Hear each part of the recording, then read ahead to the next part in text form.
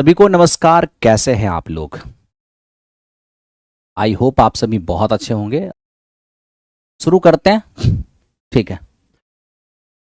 यदि द्विघात समीकरण, ध्यान दो, एक यदि द्विघात बहुपद एफ एक्स बराबर के x square plus 4x plus 4 के शून्यक अल्फा और बीटा इस प्रकार हैं कि alpha square plus beta square बराबर 24, तो बताइए के का मान क्या होगा। अब आप खुद सोचिए कि यदि हम यहां से अल्फा प्लस बीटा निकालने जाएंगे तो माइनस बी बाई ए हो जाएगा, तो माइनस 4/k हो जाएगा। ठीक है। और alpha into beta c by a हो जाएगा, तो ये 4/k हो जाएगा। क्या दिया हुआ है? हमें दिया हुआ है alpha square plus beta square और बराबर 24। ए स्क्वायर प्लस बी स्क्वायर क्या होता है?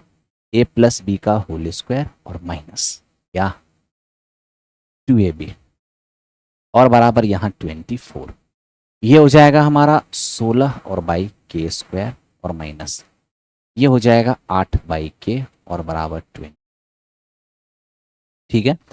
अब यहां से मुझे करना क्या चाहिए? तो सबसे पहले अगर सिंपलेस्ट करना है करो, और नहीं तो मेरे दोस्त ऑप्शन पुट कर लो सीधा सीधा। अगर हम -1 रखते हैं के का मान, तो -1 अगर रखेंगे तो ये 16 होगा, ये 8 होगा, 16 8 24 हो जाएगा। -1 वेरीफाई कर रहा है। अगर हम 5 रखते हैं तो ये बिल्कुल वेरीफाई नहीं करेगा। लेकिन अगर हम 2/3 रखते हैं तो क्या हो जाएगा? 4/9, 4 चौको 16, 9 जाएगा 36, और यहाँ क्या हो जाएगा 12, तो 36 में से 12 गया 24। तो हमारा ये भी वेरीफाई कर रहा है, ये भी वेरीफाई कर रहा है। ठीक है। तो इस क्वेश्चन का आंसर क्या हो जाएगा? ऑप्शन नंबर डी, उपरोक्त में से एक से अधिक। ओके मेरे दोस्त, तो आपको एकदम से सॉल्व नहीं करना है, यहां पर आकर के ऑप्शन वेरीफाई कर लेना है।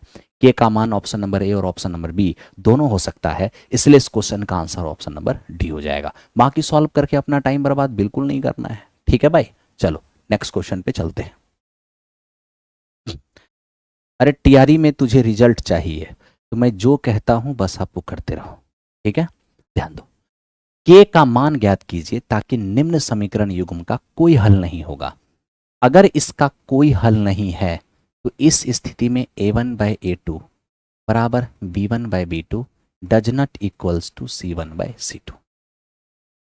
देखिए यहां ध्यान दो मेरे दोस्त, a1 हो जाएगा 3k + 1, a2 k स्क्वायर + 1 बराबर b1 ये मेरा 3 है, b2 ये हमारा k-2 है। a1/a2 बराबर b1/b2 है ना। आप चाहो तो इसे सॉल्व करो, ठीक है, या फिर आप चाहो तो ऑप्शन पुट कर लो, कोई फर्क नहीं पड़ता। अगर आप सॉल्व ही करोगे चाहे ऑप्शन ही पुट करोगे, देखो मैं 3 रख रहा हूं, अगर मैं 3 रखता हूं तो ये हो जाएगा कितना? 9 1 10, 10 और नीचे भी हो जाएगा 10। यहाँ पर 3 रखेंगे वेरीफाई नहीं कर पाएगा, है ना, ये तो 3 हो नहीं पाएगा यहाँ पर। अगर -1 रखते हैं, ठीक है, तो ये हो जाएगा हमारा -2 और यहाँ पर हो जाएगा 2। -1 रखते हैं तो बिल्कुल -1, ये हमारा वेरीफाई कर जा रहा है। अगर हम 2 रखते हैं तो 6, ऊपर 6 और नीचे 5, और यहाँ पर नहीं वेरीफाई करेगा, यानी -1 इस क्वेश्चन का आंसर हो गया। ठीक है भाई, तो आप ऑप्शन से वेरीफाई करा लेंगे, ऑप्शन नंबर 20 क्वेश्चन का आंसर हो जाएगा। बाकी सॉल्व करना चाहेंगे 3k square, 3k into 2 6k हो जाएगा, 1 इंटू k हो जाएगा, 1 इंटू -2 ये हमारा -2 हो जाएगा, बराबर 3 into k square 3k square हो जाएगा, प्लस 3 इंटू 1 ये हमारा 3 हो जाएगा। अब आप इसको देखिए, 3k स्क्वायर से 3k स्क्वायर हमारा चला गया, ये मेरे दोस्त माइनस का 6k है और प्लस का k है, तो ये हो जाएगा माइनस का 5k, और ये हमारा हो जाएगा 5, तो k का मान कितना हो जाएगा? -1। तो इस तरह से इस क्वेश्चन का रिजल्ट हो गया हमारा -1। क्या उम्मीद करें कि आपको समझ में आया होगा? बिल्कुल समझ में आया होगा। ठीक है दोस्त, आ जाओ, ये था हमारा 2 नंबर क्वेश्चन। अब 3 नंबर क्वेश्चन पे आओ। ये देखो क्या है, 2 व्यक्ति के इनकम का रेशियो 9:7 है, जबकि उनके खर्च का रेशियो 4:3 है। हमें कहा प्रत्येक व्यक्ति 200 रुपए प्रति माह बचाता है, तो बताइए प्रत्येक का मासिक इनकम क्या होगा। ऐसा करो, आप यहाँ पर अनुपात की राशि को x मान लो।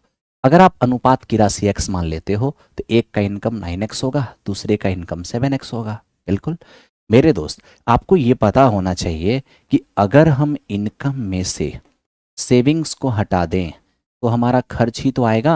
जी हाँ, ए के इनकम में से आप ए की बचत हटा दो, बी के इनकम में से बी की बचत हटा दो, तो क्या हो गया, ये खर्च ए की और खर्च बी की। तो यही चीज़ मुझे दिया हुआ है 4:3। सॉल्व कर लो, ये हो जाएगा 27 या 28, यानी x आ जाएगा। ये हो जाएगा आपका 600 और ये 800, यानी कि x का वैल्यू हो जाएगा 200। अब x की वैल्यू जैसे ही 200 हो गया, ठीक है, x की वैल्यू जैसे ही 200 हो गया तो एक का हो जाएगा 1800 और एक का हो जाएगा 1400, यानी 1800 और 1400 इस क्वेश्चन का आंसर होगा। ऑप्शन नंबर बी, आप में से जिनका ऑप्शन नंबर बी आ रहा होगा एकदम करेक्ट रहा होगा। आइए मेरे दोस्त क्वेश्चन नंबर नेक्स्ट पर चलते हैं। 4 नंबर सवाल देखिए, और 4 नंबर क्वेश्चन थोड़ा सा हल्का सा मेरे दोस्त यहाँ पर दिमाग लगाना होगा। क्या दिमाग लगाना होगा उसको थोड़ा समझिए। देखिए,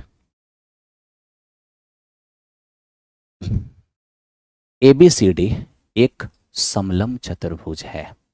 AED देखिए, A B C और D, ये हमारे पास एक ट्रेपेजियम है। ओके, ABC हमारे पास एक ट्रेपेजियम है। हमें कहा AB पैरेलल टू DC, तो चलिए AB और DC पैरेलल हो गया, तो ये AB और DC आपस में पैरेलल है। फिर कह रहा है AED, ओ हो, डायग्राम इसको देना चाहिए था, लेकिन चलिए डायग्राम नहीं दिया, क्योंकि डायग्राम नहीं रहेगा तो पता ही नहीं चलेगा ना ई का पोजीशन क्या है। तो मेरे दोस्त इसको डायग्राम देना चाहिए या फिर ई का पोजीशन बताना चाहिए था कि कहाँ पर ई का पोजीशन है। एक्चुअल में यहाँ पर ई का पोजीशन ये है, ठीक है। तो क्या दिया है इसने दिया है AED और BEC, ये दोनों ट्रायंगल आपस में सिमिलर है, इसको सिमिलर कहा है, ठीक है। अब आप सोचिए कि triangle AED similar to triangle BEC, ठीक है। अब आप देखो ना भाई, ये दोनों ट्रायंगल है, बस किस बेस पर है, ये दोनों सिमिलर है लेकिन किस बेस पर कुछ पता नहीं है। तो जब दो ट्रायंगल को सिमिलर कहा जाए और ये नहीं पता चले किस बेस पर ये सिमिलर है, वैसी स्थिति में नेम के ऑर्डर से रेशियो लगाया जाएगा। दो ट्रायंगल सिमिलर है, कॉरेस्पॉन्डिंग साइड का रेशियो इक्वल होगा। कैसे इक्वल करेंगे, फर्स्ट टू का रेशियो फर्स्ट टू के साथ, यानी AE और बटा BE बराबर होगा सेकेंड टू का रेशियो अपॉन सेकेंड टू के साथ इसी, ठीक है। फर्स्ट एंड लास्ट यानी AD का रेशियो होगा फर्स्ट एंड लास्ट यानी BC के साथ, ठीक है ब्रदर, थैंक यू। अब देखो, ये दोनों सिमिलर क्वेश्चन ने दिया था, मैंने कॉरेस्पॉन्डिंग साइड का रेशियो इक्वल कर लिया, लेकिन ये दोनों ट्रायंगल तो हम जानते हैं इक्वल होगा। कैसे, ये दोनों पैरेलल लाइन है, ये ट्रांसवर्सल है, तो ये मेरे दोस्त अल्टरनेट एंगल से इक्वल होगा, है ना। ये यहाँ पर अल्टरनेट एंगल से इक्वल होगा, और ये मेरे दोस्त क्या है, ये वर्टिकली अपोजिट एंगल से इक्वल हो जाएगा। तब तो इसके तीन एंगल के बराबर है। एंगल एंगल एंगल सिमिलरिटी से ये दोनों ट्रायंगल सिमिलर है। जब सिमिलर है तो कॉरेस्पॉन्डिंग साइड का रेशियो इक्वल होगा, तो करिए इक्वल। तो बोलिए क्या हो जाएगा, इसके सामने इसमें AB और इसके सामने इसमें CD बराबर होगा। ध्यान से देखते रहना मेरे दोस्त, इस अल्फा के सामने इसमें BE बराबर होगा इस अल्फा के सामने DE के बराबर होगा। फिर देखना, बीटा के सामने इसमें AE और बराबर है बीटा के सामने इसमें EC के। आपको हो गया, हाँ जी सर। अब मेरे दोस्त मैं एक सवाल आपसे पूछता हूँ कि यहाँ मैं A और B का रिलेशन देख रहा हूँ। आपसे मैं ये पूछना चाहता हूँ कि ये दोनों आपस में इक्वल है या नहीं। आप कहेंगे हाँ जी सर इक्वल है। तो अगर ये मेरे दोस्त इक्वल है तो मेरा इच्छा ये है, ध्यान से देखना, क्या ये संभव है कि मैं इस A को इधर ले आऊं, तो मेरे दोस्त क्या हो जाएगा ये हमारा, एकदम ध्यान से देखना है कि यहाँ पर क्या हो सकता है। तो मैं अगर AE को इधर ले आऊं, AE को इधर, तो हो जाएगा BE और बटा ये मेरा AE और बराबर इस D को इधर ले जाऊं तो DE और बटा में EC। कोई दिक्कत है, इसको मैं इधर लाया, इसको मैं इधर लाया, कोई प्रॉब्लम नहीं है। जब ये दोनों ही इक्वल है तो इसको इधर लेके जा सकता हूँ। तो मैंने ऐसा किया क्यों, इसलिए कि ये चीज़ मुझे यहाँ पर भी दिख रहा है, ठीक है दोस्त, वो चीज़ मुझे वहाँ भी दिख रहा है और वही चीज़ मैंने यहाँ भी बना दिया। तो क्या हो गया, जब ये दोनों पार्ट इक्वल है तो इसके बराबर वाली चीज़ भी इक्वल होगा। तो मेरे दोस्त इसके बराबर में जो ये है वो इसके बराबर में इसके इक्वल हो जाएगा। क्यों नहीं इक्वल होगा? तो यहाँ से हमने एक चीज़ देखा कि बी ई और बटे मेरे दोस्त ए ई किसके बराबर हो जाएगा, इसके ए ई और बटा बी के। तब तो हम यहाँ पर फाइनली ये देख पाएंगे ये मेरा बी ई स्क्वायर बराबर ए ई स्क्वायर। तो दोनों पर पावर सेम है तो बेस भी सेम होगा, तो बी ई और ए ई सेम हो जाएगा। तो लीजिए बी ई और ए ई सेम हो गया। ठीक है भाई, बी ई और ए ई क्या हो गया, सेम हो गया। अब मेरे दोस्त बी ई और ए ई जैसे ही मेरा सेम हो गया तो मुझे चाहिए क्या, मुझे चाहिए ए डी का मान। तो अब ए डी का मान कहाँ से आएगा, ए डी को तो मुझे रिलेट करना पड़ेगा ना। तो ए डी मुझे दिखेगा कहाँ पर, तो देख लो ए डी यहाँ पर दिख रहा है।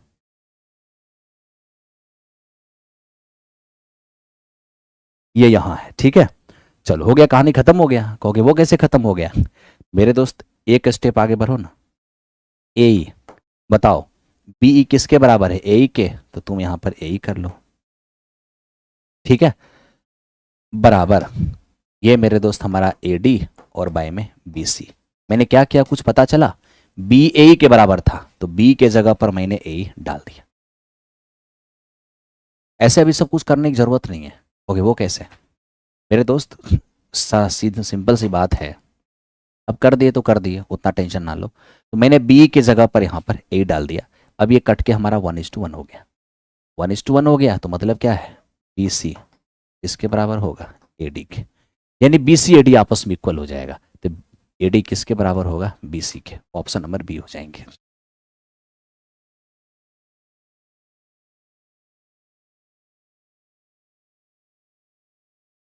कुछ भी खिचड़ी नहीं हुआ, कुछ भी खिचड़ी नहीं। तुम्हारा दिमाग खिचड़ी है तो हम क्या करें हैं? अब ई दोनों ट्रेंगल सिमिलर पहले से दिया हुआ है, कॉरेस्पॉन्डिंग साइड का रेशियो इक्वल किए, तुमको क्या परेशानी है? ई दोनों ट्रेंगल सिमिलर है, कॉरेस्पॉन्डिंग साइड का रेशियो इक्वल किए, क्या ही दिक्कत है? बस मैंने एक काम किया कि यहाँ मैंने डी और ई सी देखा तो यहाँ भी प्रयास किया कि डी ई सी बना दूँ। इसके लिए मैंने इसको यहाँ भेज दिया और इसको यहाँ भेज दिया, तो ये बन गया डी ई सी, और यहाँ भी हमारा डी ई सी। इससे क्या हो गया, जब ये दोनों इक्वल है तो इसके बराबर वाली चीज़ इसके बराबर वाली चीज़ के इक्वल हो जाएगा। तो मैंने इसको जब आपस में इक्वल किया तो बी और ए देखा इक्वल है। तो बी और ए इक्वल होने का मतलब क्या है? तो मेरे दोस्त बी और ए इक्वल होने का मतलब है कि 1:1। अब ये 1:1 है तो A D by B C, A D by B C 1:1, यानी ए डी बराबर बी सी। बहुत ही सिंपल है, इसमें क्या ही दिक्कत है? कोई दिक्कत नहीं है। अब कुछ क्वेश्चन तो ऐसे होंगे ही जिसको करना पड़ेगा, अब करने की आदत रहेगा तब ना। अब इसमें तुम्हारी गलती नहीं है। अब देखो, अब अब मैं पूछूंगा कि करेला का सब्जी खाओगे, तुम कहोगे नहीं, क्यों? क्योंकि मुझे पसंद नहीं है। तुझे पसंद नहीं है तो तुम्हारी जीभ का दोष है कि तुम्हारी जीभ को खीर पसंद है ना। लेकिन सेहत अच्छा रखने के लिए करेला तो खाना ही पड़ेगा कभी कभी, है ना। चलो इस पर भी काम करें ढंग से। टेन थीटा बराबर 20/21, ये हो जाएगा। एकदम ध्यान से देखना, तुम्हें जो पसंद है वो एग्जामिनेशन को पसंद होगा, ये जरूरी नहीं है। जो एग्जामिनेशन को पसंद है तुझे वो पसंद करना पड़ेगा, तभी जाके तुम फाइनल सिलेक्शन की ओर आओगे। नहीं तो फिर पढ़ते तो बहुत है लेकिन सबका सिलेक्शन थोड़ी ना होता है। टेन थीटा बराबर P by B, tan theta बराबर पी बाई बी, है ना। यहाँ से अगर हाइपोटेन्यूज निकालेंगे हो जाएगा 29, कोई दिक्कत नहीं है। मेरे दोस्त मुझे चाहिए sine 1 minus sine plus cos और 1 प्लस साइन प्लस कॉस, कोई बात नहीं। 1 माइनस साइन, साइन हो जाएगा 20/29 और कॉस हो जाएगा 21/29। डिनोमिनेटर में आ जाओ, 1 प्लस 20/29 और ये 21/29, क्या हो जाएगा 29 तो चला जाएगा। कहोगे हाँ सर। अब ये देखो यहाँ पर आएगा 29 और ये रह जाएंगे 1, 29 और 1 30 हो जाएंगे ऊपर में, और नीचे क्या हो जाएगा, यहाँ पर 29 आएगा और ये हमारा 41 हो जाएगा 70, यानी 3/7। बहुत आसान क्वेश्चन था, ऑप्शन नंबर सी इस क्वेश्चन का आंसर हो गया।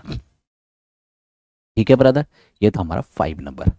आ जाओ 6 नंबर क्वेश्चन पर, देखते हैं 6 नंबर क्या है। अब देखो ये हमें कह रहा है कि निम्न बारंबारता बंटन का माध्यिका वर्ग क्या होगा। Median class. मेरे दोस्त मीडियन क्लास बहुत नॉर्मल चीज है, लेकिन आपके एग्जामिनेशन में पूछ चुका है, इसलिए आपको थोड़ा सा ढंग से यहाँ पर पेश आना होगा और थोड़ा मेहनत तो आपको करना पड़ेगा, पेशेंस रखना पड़ेगा। मेरे दोस्त यूं ही किसी की जय जयकार नहीं होता, मेहनत करना पड़ता है।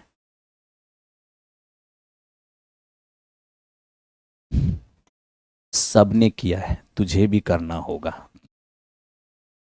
अब सोचोगे मीडियन क्लास हम कैसे फाइंड करेंगे। मीडियन क्लास फाइंड करने के लिए कॉम्युलेटिव फ्रीक्वेंसी निकालना होगा। कॉम्युलेटिव फ्रीक्वेंसी, संचयी बारंबारता। कैसे? 4 है तो 4 लिखो, 4 4 8, 8 8 16, 16 10 26, 26 12 38, 38 8 46, 46 4 50। अब क्या चाहिए?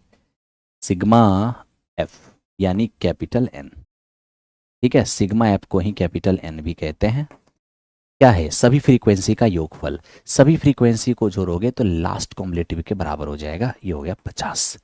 अब मेरे दोस्त आप यहां से n/2 निकाल लो तो हो जाएगा 25। तूने जो n/2 निकाला ना, बस इसी चीज को ढूंढना है कॉम्युलेटिव में, या तो एग्जैक्ट ये मिल जाए नहीं तो इससे ठीक बड़ा। तो देखो कॉम्युलेटिव में 25 को ढूंढेंगे, 25 कहीं नहीं मिलेगा, 25 से ठीक बड़ा आपको 26 मिल रहा है। तो बस यही वो क्लास है जो आपका मीडियन क्लास है। n/2 कॉम्युलेटिव फ्रीक्वेंसी में या तो n/2 के बराबर मिले, नहीं तो उससे जस्ट बड़ा। जिस क्लास में मिलेगा वही क्लास मीडियन क्लास होगी। मीडियन क्लास 30 से 40 होगा। इस क्वेश्चन का आंसर ऑप्शन नंबर बी हो जाएगा। जिनका आप में से ऑप्शन नंबर बी आ रहा होगा, करेक्ट रहा होगा। चलो मेरे दोस्त आगे बढ़ते हैं नेक्स्ट क्वेश्चन।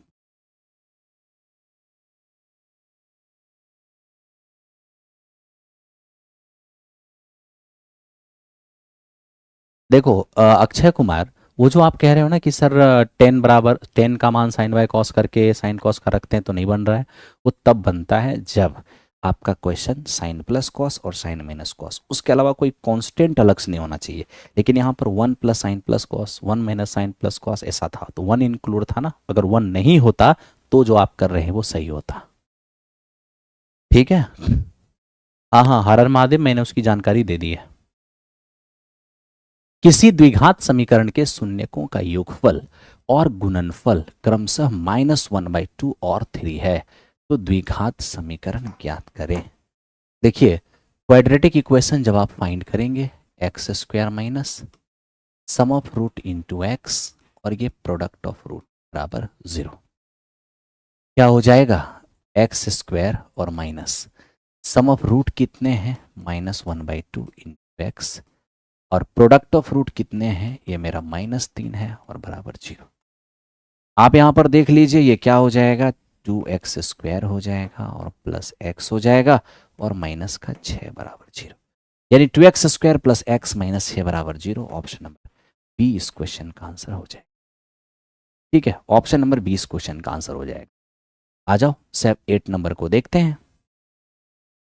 क्या एक कोई वास्तविक मान है जिसके लिए x square plus 2x plus a square plus 1 वास्तविक मूल है, मतलब रियल रूट है।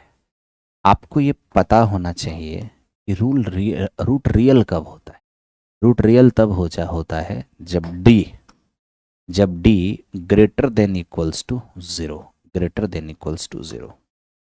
ठीक है भाई, ये ग्रेटर देन इक्वल्स टू 0 वास्तविक। इसमें मुख्य रूप से ये जो सवाल है, ये वास्तविक और असमान,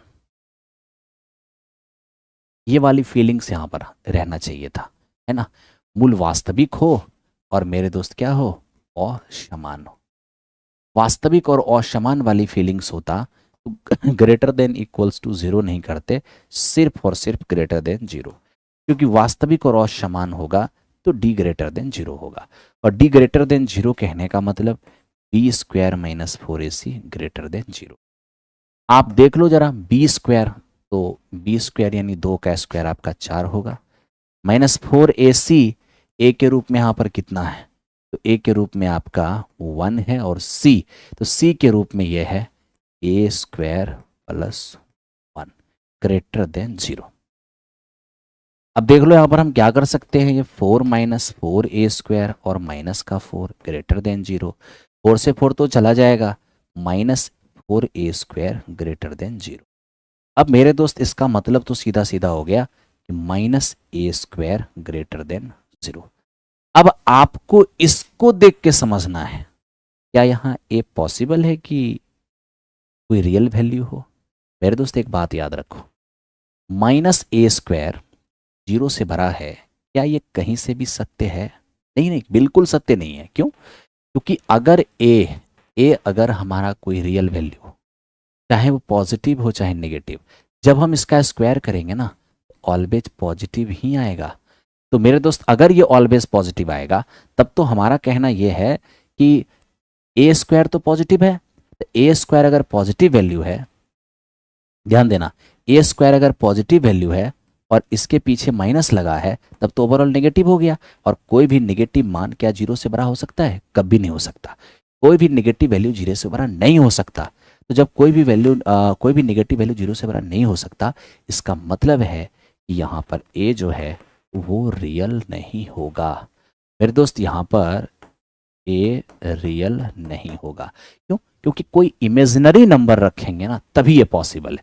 जैसे कि रूट के अंदर -3 का स्क्वायर, -3 माइनस माइनस +3, जो कि 0 से बड़ा हो जाएगा, है ना। तो यहाँ पर ए का मान जब हम इमेजिनरी रखेंगे तभी ये 0 से बड़ा होगा। ए का मान जब तक रियल रहेगा तब तक ये 0 से बड़ा नहीं होगा। हम आपको ये भी दिखा देते हैं कि इमेजिनरी रखने पर ये 0 से बड़ा कैसे हो जाएगा। जैसे देखो a² ग्रेटर देन 0 है ना, अगर हम a को इमेजिनरी मानेंगे तो माइनस, इमेजिनरी का मतलब क्या होता है? रूट के अंदर नेगेटिव, ठीक है। रूट के अंदर अगर नेगेटिव नंबर रखोगे, स्क्वायर करो, स्क्वायर करके देखो, तो आप यहाँ से देखोगे कि ये माइनस है, ये माइनस है, और ये हो जाएगा -3, जो हो जाएगा 3, और ग्रेटर देन क्या हो जाएगा? 0 हो जाएगा। बिल्कुल 0 से बड़ा हो गया। तो मेरे दोस्त यहाँ पर 0 से बड़ा साबित करने के लिए, -a² को 0 से बड़ा साबित करने के लिए a का मान इमेजिनरी रखना पड़ा, है ना। बिना इमेजिनरी रखे -a² 0 से बड़ा नहीं हो सकता। इसलिए क्वेश्चन हमें पूछा था कि क्या a कोई वास्तविक है? नहीं, a यहाँ पर वास्तविक नहीं है, क्योंकि a जब तक यहाँ पर रियल होगा तो -a² कभी भी 0 से बड़ा नहीं होगा। तो ये अंडरस्टैंडिंग आपके पास होना चाहिए। ठीक है भाई, आ जाओ नेक्स्ट क्वेश्चन पर। इसको देखो, cos थीटा बाई कॉसेक +1 और plus cos theta by cosec -1। क्या करना चाहिए यहाँ पर? एट फर्स्ट आपको यहाँ पर cos थीटा कॉमन करना चाहिए। यहाँ क्या हो जाएगा? 1 बाई कॉसेक +1 और 1 बाई कॉसेक -1। ठीक है। अब आप देख लो मेरे दोस्त, ये तो cos अपने जगह पे रहेगा, आप कहोगे हाँ जी।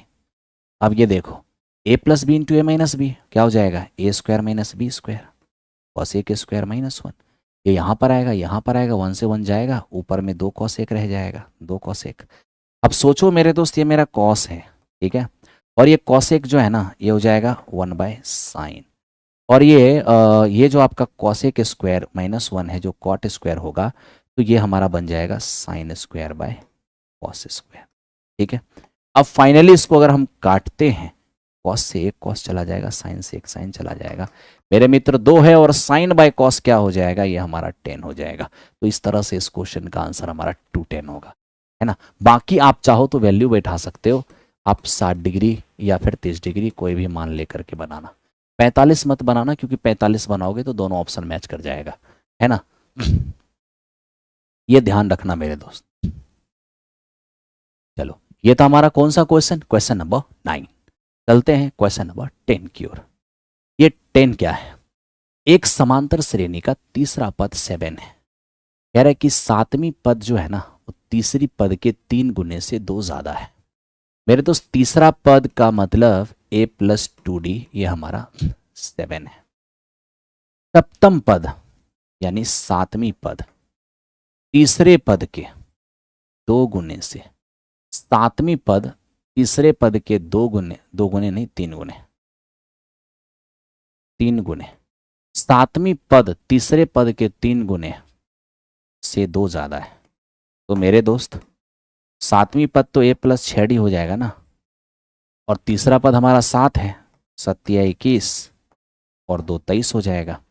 तो यहां से आपने देखा कि a प्लस जो 6d है वो कितना है मेरे दोस्त, 21 और 2 23, 21 और 2 23।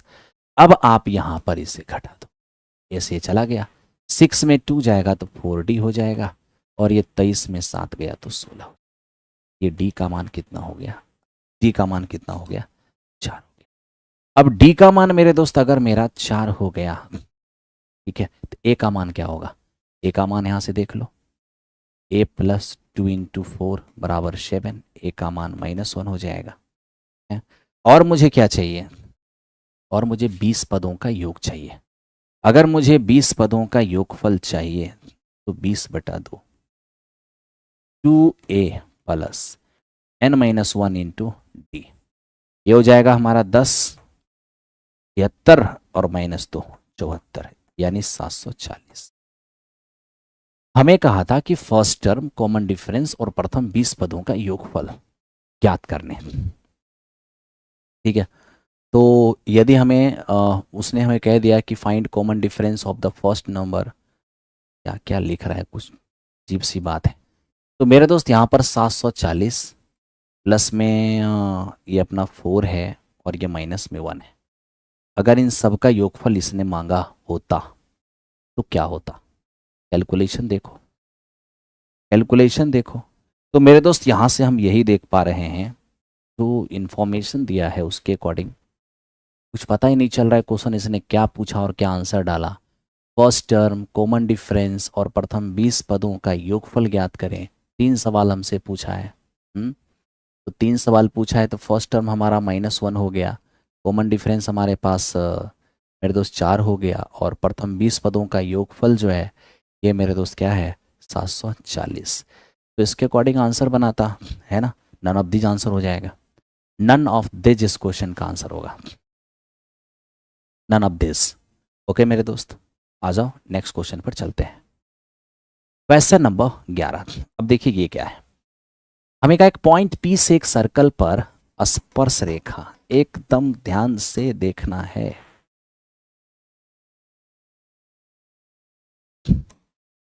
एक पॉइंट कहीं पर, एक पॉइंट P है, और इस पॉइंट से अगर आप इस सर्कल पर टेंजेंट खींचते हैं, ये हो गया टेंजेंट जी, ये है इनका सेंटर, सेंटर हो गया, ठीक है, ये है इनका सेंटर। अब आप यहां पर देखना, ये क्या है, ये हमारा रेडियस है, जी हाँ, ये सेंटर हो गया, ओ मिला दो इससे, मिला दिया। अब क्या कहता है, अब हमें कह रहा है कि बताओ OPT और POT का मान क्या होगा। मेरे दोस्त एट फर्स्ट तो आप ये समझिए, OPT चाहिए है ना, और POT चाहिए, मतलब ये वाली एंगल और ये वाली एंगल, इसको अल्फा कह दें, इसको बीटा कह दें, क्या हो जाएगा। तो मेरे दोस्त आप सीधा समझो, एक ट्रेंगल के तीनों एंगल का सम 180, ये 90 है, तो ये दोनों मिलकर भी 90 हो जाएगा। वेरी सिंपल हो गया 90, इसमें इतना सोचना ही क्या है, बस सीधा आंसर फूंक देना है, उड़ा देना है सीधा, ठीक है। यह था हमारा 11 नंबर सवाल। अब मेरे दोस्त 12 नंबर क्वेश्चन पे आ जाओ, और 12 नंबर क्वेश्चन को अच्छे से देखो। ये क्या है, एक 1.5 मीटर लंबा ऑब्जर्वर एक मीनार से 28.5 मीटर के डिस्टेंस पर खड़ा है, उसकी आंखों से मीनार के टॉप का एंगल ऑफ एलिवेशन 45 डिग्री है, तो मीनार की हाइट क्या होगा। ओके मेरे दोस्त सबसे पहले तो आप ये देखो, ये मीनार है, ठीक है, एक ऑब्जर्वर है, ऑब्जर्वर की खुद की हाइट कितना है 1.5 मीटर, और ये ऑब्जर्वर मीनार से कितना डिस्टेंस पर खड़ा है 28.5। अब ये बताओ एंगल कहाँ बनेगा, पैर पर बनेगा, आंख पर बनेगा, आंख पर बनेगा। तो इसके आंख से 2 किरण निकलेंगे, एक मीनार के टॉप को जाएगी और एक बेस के पैरेलल आएगी, हाँ जी। अब ये मेरा 28.5 है, तो ये भी मेरा 28.5 हो जाएगा, हाँ जी। ये हमारा कितना है 45 है, ये 1.5 है, तो ये भी 1.5 होगा। मेरे दोस्त ये बात याद रखना कि 45 डिग्री कहता है जितना बड़ा परपेंडिकुलर उतना ही बड़ा बेस, तो बेस हमारा 28.5 है, तो परपेंडिकुलर भी 28.5 हो जाएगा। इसका मतलब मीनार की जो टोटल हाइट हो जाएगी वो 30 मीटर हो जाएगी। टोटल 30, 28.5 और 1.5 यानी 30 मीटर। तो 30 मीटर इस क्वेश्चन का आंसर हो गया। जिनका 30 मीटर आ रहा होगा करेक्ट आंसर रहा होगा।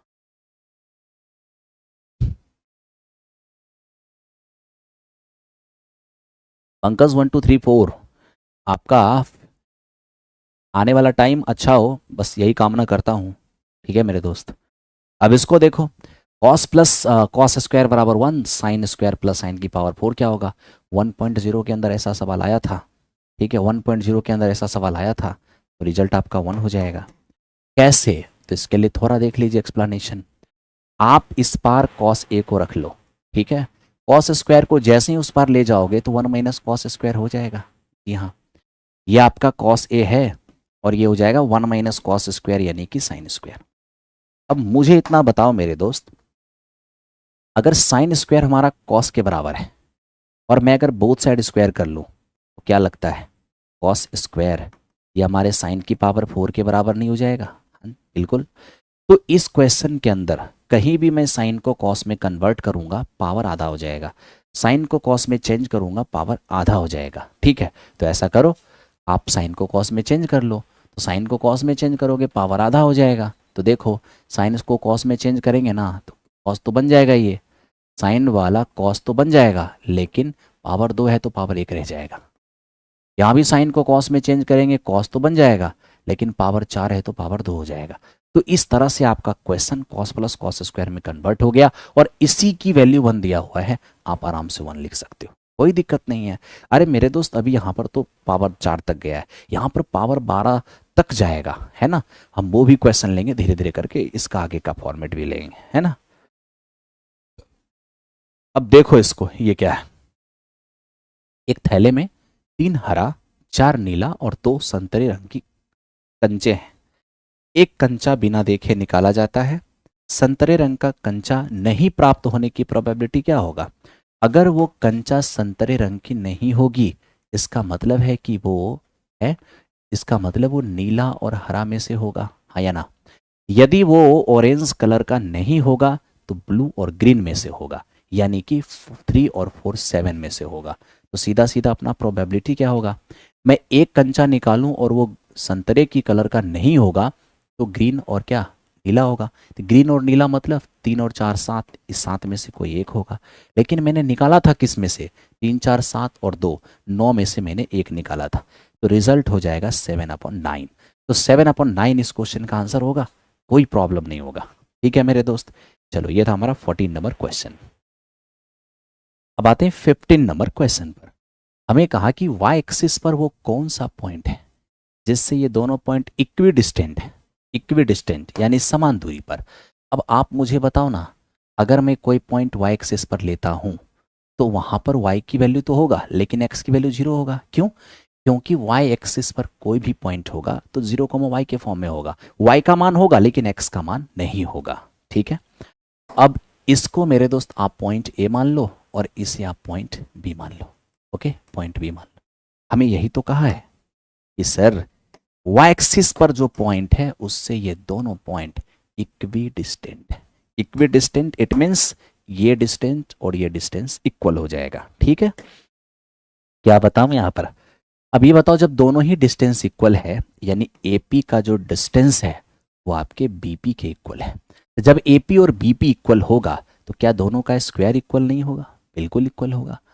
दो पॉइंट के बीच का डिस्टेंस क्या हो जाएगा, एक्स के डिफरेंस का स्क्वायर 2 माइनस 0 का स्क्वायर प्लस वाई के डिफरेंस का स्क्वायर y माइनस 3 की स्क्वायर बराबर ये बीपी स्क्वायर है, 0 और माइनस माइनस प्लस 4 की स्क्वायर प्लस ये मेरा y और मेरे दोस्त ये हमारा -1 का स्क्वायर।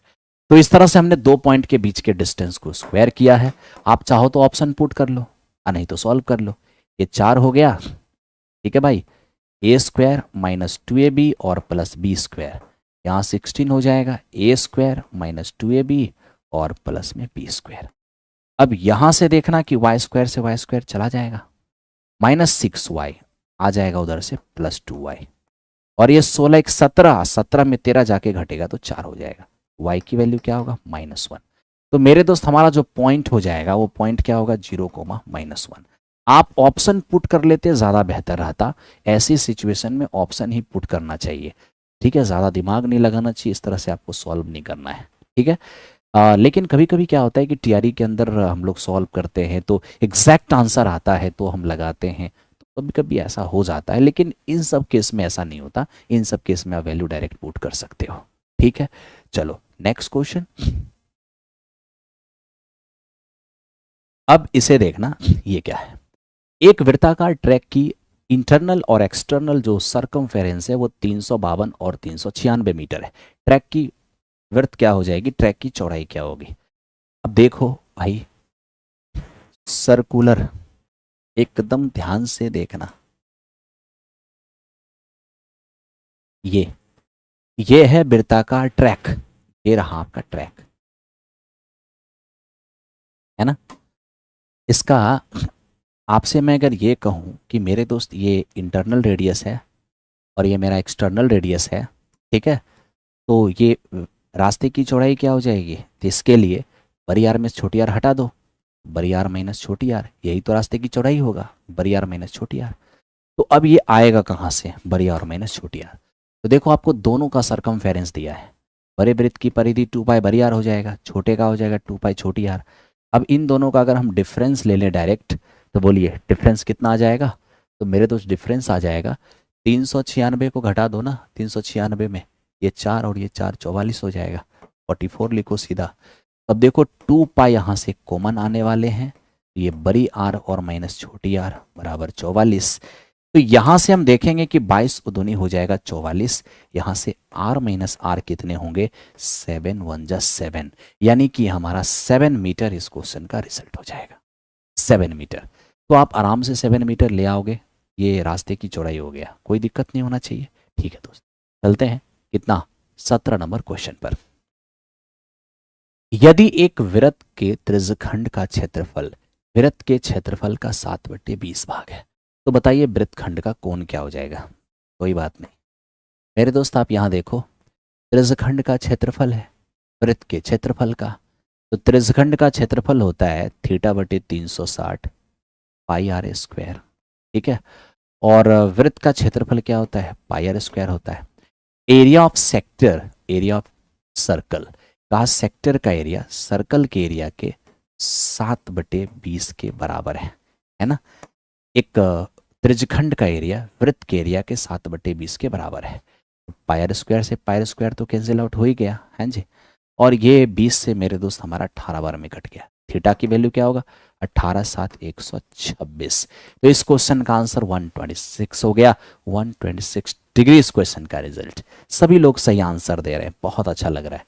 आओ मेरे दोस्त 18 नंबर क्वेश्चन पर चलें।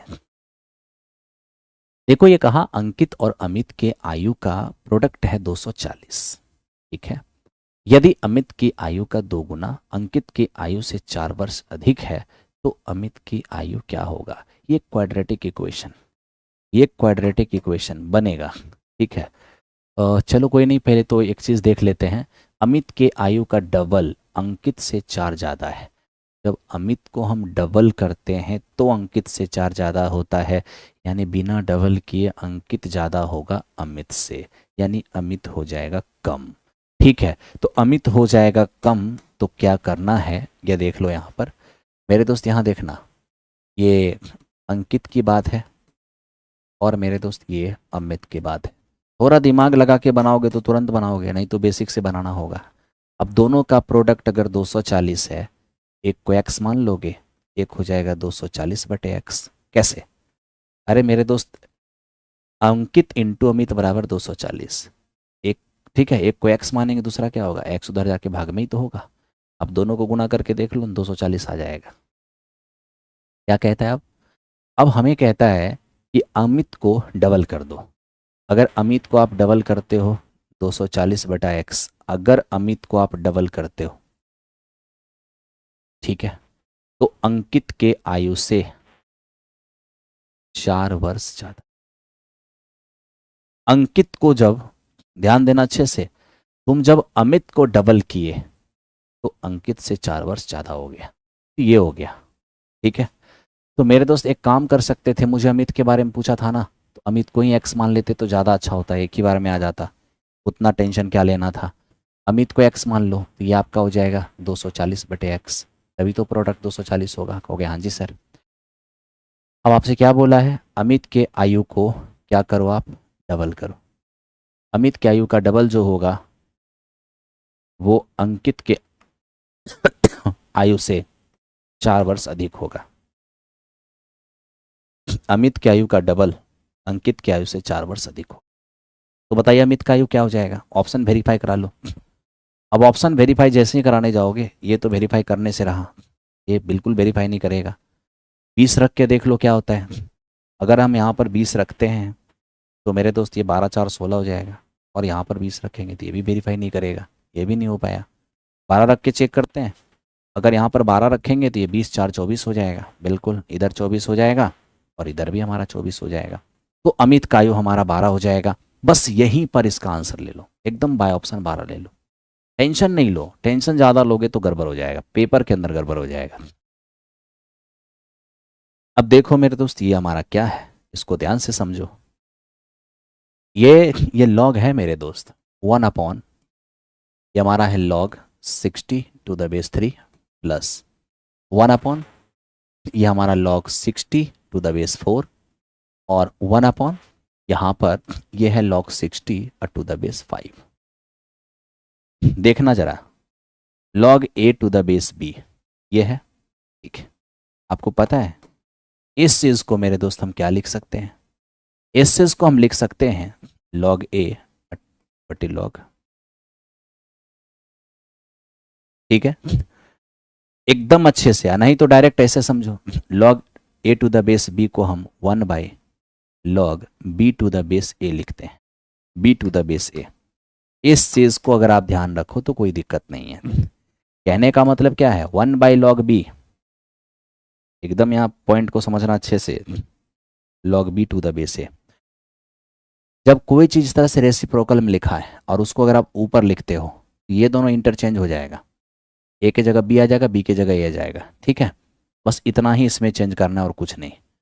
इस फॉर्म में कोई है, अगर उसको इस फॉर्म में लिखना चाहोगे, रेसिप्रोकल हटाना चाहोगे, ये दोनों इंटरचेंज होगा, बी आ जाएगा बेस की जगह पर, ए चला जाएगा बी की जगह पर, ठीक है। इतना ही बात, तो बस इसमें भी वही कर लो।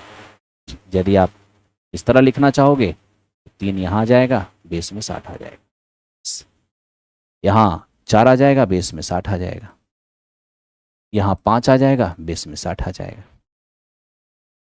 अब मेरे दोस्त समझो क्या, जब कभी भी बेस इक्वल हो तो फॉर्मूला अप्लाई हो जाएगा।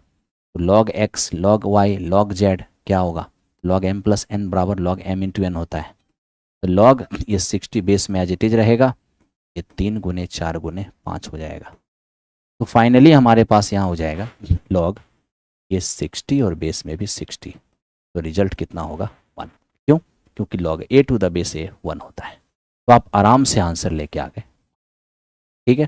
क्योंकि इसका जो एक्सप्लेनेशन फॉर्म है उसे आप log 60/log 60 लिखोगे, ये दोनों कैंसिल आउट होके 1 तो बन ही जाएंगे, उसमें दिक्कत क्या है। ठीक है ब्रदर, चलो आ जाओ, हमें 19 नंबर क्वेश्चन हमने करा दिया। अब यहां से हम 20 नंबर क्वेश्चन पे आते हैं। एक बल्लेबाज 110 रन बनाए, जिनमें 3 चौके और 8 छक्के सम्मिलित थे। खिलाड़ी ने अपने रनों के कुल योगफल के कितने प्रतिशत को विकेट के बीच दौड़ कर लिया है। आप खुद देख लीजिए, 3 अगर इसने चौके लगाए 12 रन, 8 इसने छक्के लगाए तो 48, 12 48 60। अब 60 रन क्या है ना, बाउंड्री मार के लिया, चौके छक्के से 60 रन आ गए। अब चौके छक्के से 60 रन आ गए तो दौड़ के कितने रन लिए, 110 में 60 रन बाउंड्री से, तो दौड़ के 50 रन लिए। बस इसी का प्रतिशत चाहिए, तो उसने 50 रन दौड़ कर लिया, कितना में, 110 में। बताओ 100 में कितना, मतलब प्रतिशत में चेंज करके बताओ इसको, कितना प्रतिशत उसने दौड़ कर लिया। 50 रन दौड़ के लिया 110 पर, तो बताओ 100 पर क्या होगा। सॉल्व जैसे ही करने जाएंगे ये हो जाएगा 500 और अपॉन 11, इतना परसेंट। तो 11 4 44 बचेगा यहाँ पर 6, 11 4 44। फिर से मेरे दोस्त समझो, 11×4 = 44, बचेगा 6×60, 11×5 = 55, 5/11। ऑप्शन नंबर कौन सा बी हो जाएगा। बड़े आराम से आप कर रहे हो, कोई दिक्कत नहीं है। ठीक है भाई, ये था हमारा 20 नंबर क्वेश्चन।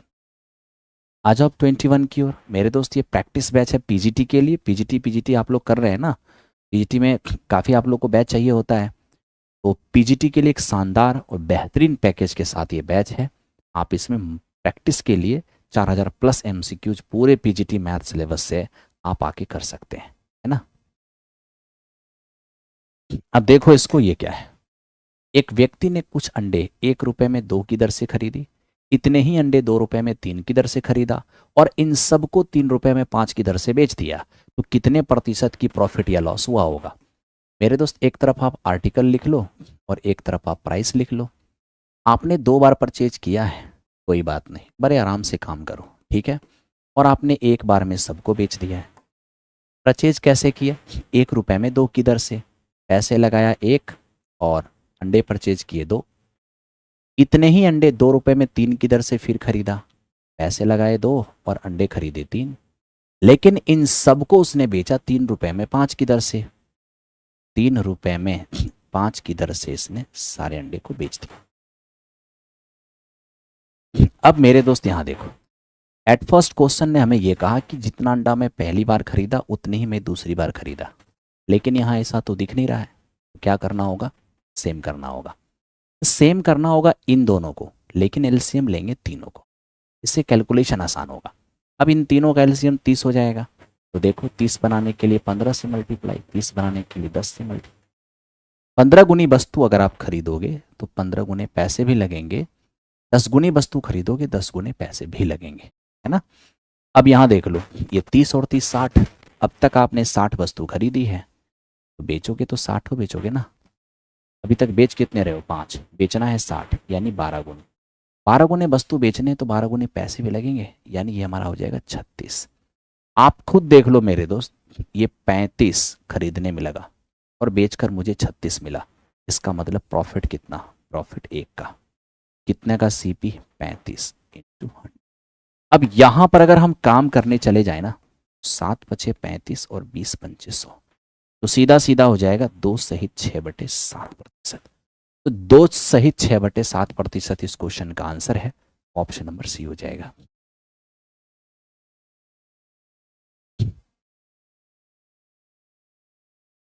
ठीक है, कोई दिक्कत है, नहीं होना चाहिए ना। काम करते चलो मेरे दोस्त, कहीं आपको दिक्कत नहीं होगा। 22 नंबर क्वेश्चन पे आ जाओ, देखते हैं इसको। 20 रुपए प्रति केजी की दर से चाय को 25 रुपए प्रति केजी की दर की चाय के साथ 5:4 के अनुपात में मिला दिया। पूरे मिश्रण को 23 रुपए प्रति केजी के हिसाब से बेच दिया, कंपनी को क्या मिला।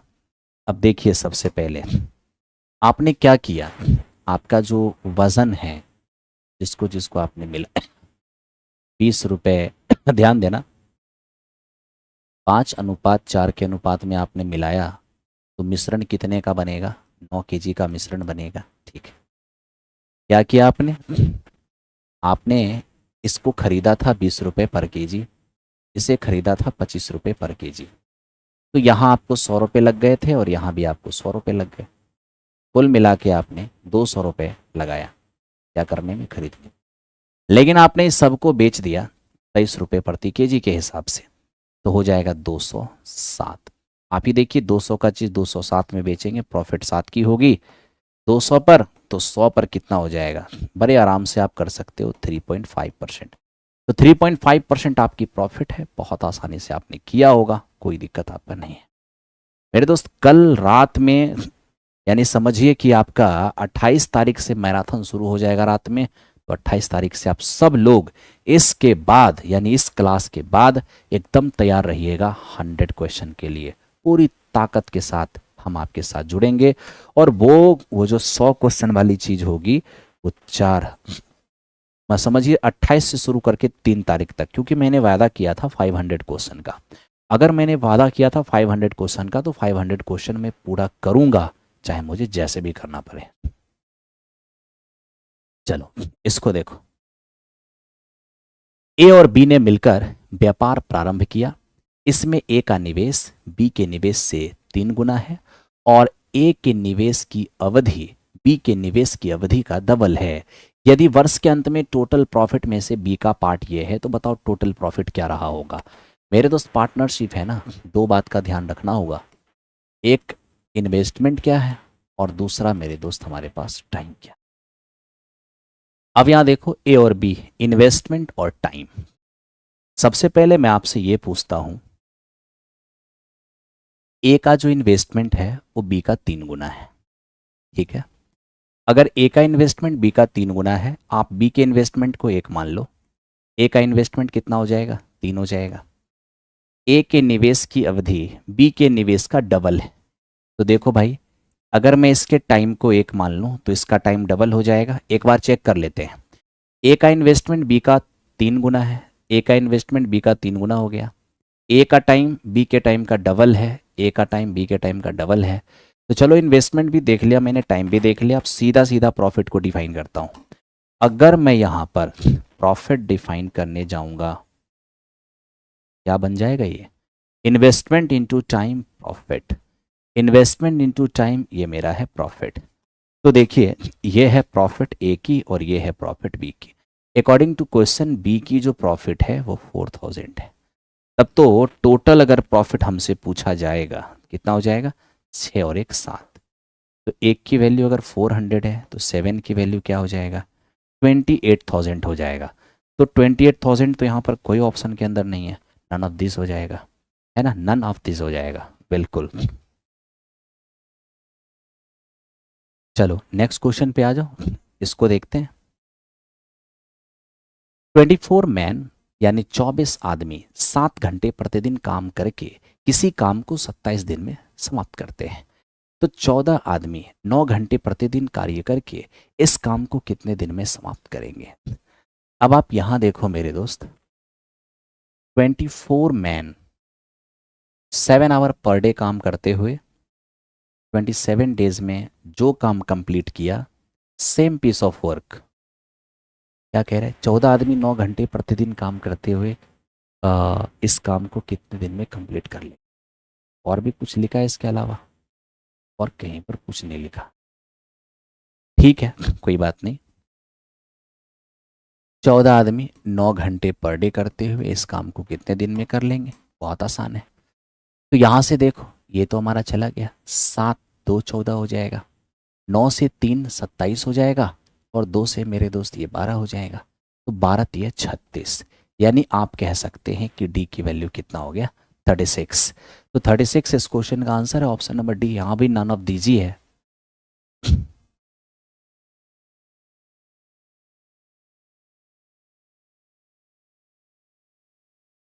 अरे सिकंदर कुमार के, एक ही बात कितना बार पूछोगे मेरे दोस्त, कह दो ना मैं कल ही खत्म कर देता हूँ। अरे मैं कोई चीज अगर कर रहा हूं तो थोड़ा डिटेल में करने की कोशिश कर रहा हूं, सैटरडे संडे भी क्लास लगा रहा हूं ताकि जल्दी से जल्दी काम हो जाए। तुझे सिर्फ कंप्लीट होने का पड़ा है, कहूं मैं कल ही कंप्लीट कर देता हूं। एग्जामिनेशन से मतलब होता है ना मेरे दोस्त, कह दो मैं कल ही कंप्लीट कर दूं, कल कंप्लीट कर देता हूं, फिर देखो तुम एग्जामिनेशन में जाओ, तुझे मजा आएगा। सारी चीज चल रहा है, सैटरडे संडे करा रहा हूं, सब कुछ करा रहा हूं, उसके बावजूद भी तुझे प्रॉब्लम है। अरे पढ़ो यार, जो तुम्हारे पास है उसको तो मेकअप करो, उसको तो पूरा करो, हैं पड़े हुए एकदम माथा पर हथौड़ी मारने के चक्कर में। जितना पढ़ाया उतना तो कवर है नहीं, बस टाइम पूछेंगे।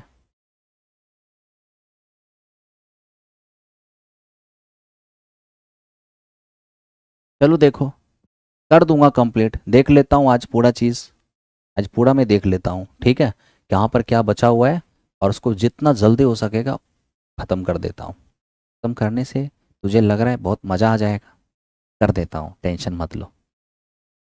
12 आदमी किसी काम को 9 दिन में कर सकते हैं, और उन्होंने इससे मिलकर 6 दिन तक काम किया है। इसके बाद 6 और आदमी इसमें सम्मिलित हो गया, बताइए शेष काम कितने दिन में हो सकता है। ठीक है भाई, देखो सबसे पहली बात, 12 मैन किसी काम को 9 दिन में कर सकते हैं, ओके, इसका मतलब टोटल काम इतना है, ठीक है। 12 आदमी किसी काम को 9 दिन में कर सकते हैं, इसका मतलब टोटल काम ये है। हमें क्या कहा कि 12 आदमी स्टार्ट तो किया, 6 दिन तक काम भी किया, लेकिन उसके बाद 6 आदमी और आ गए। 12 आदमी तो 6 ही ना, 6 आदमी और आ गया, 18 हो गया। अब ये काम कितने दिन चलेंगे? कोई बात नहीं, मान लिया डी दिन चलेगा। अब 108 है, यहाँ पर 36 है, 108 में 36 आके घटेगा तो हो जाएगा 70 बराबर ये 18 और तो डी कितने आ जाएंगे? यहाँ पर 4 आ जाएंगे। इस क्वेश्चन का रिजल्ट आपका 4 हो जाएगा। आप में से जिसने 4 लाया होगा करेक्ट आंसर रहा होगा।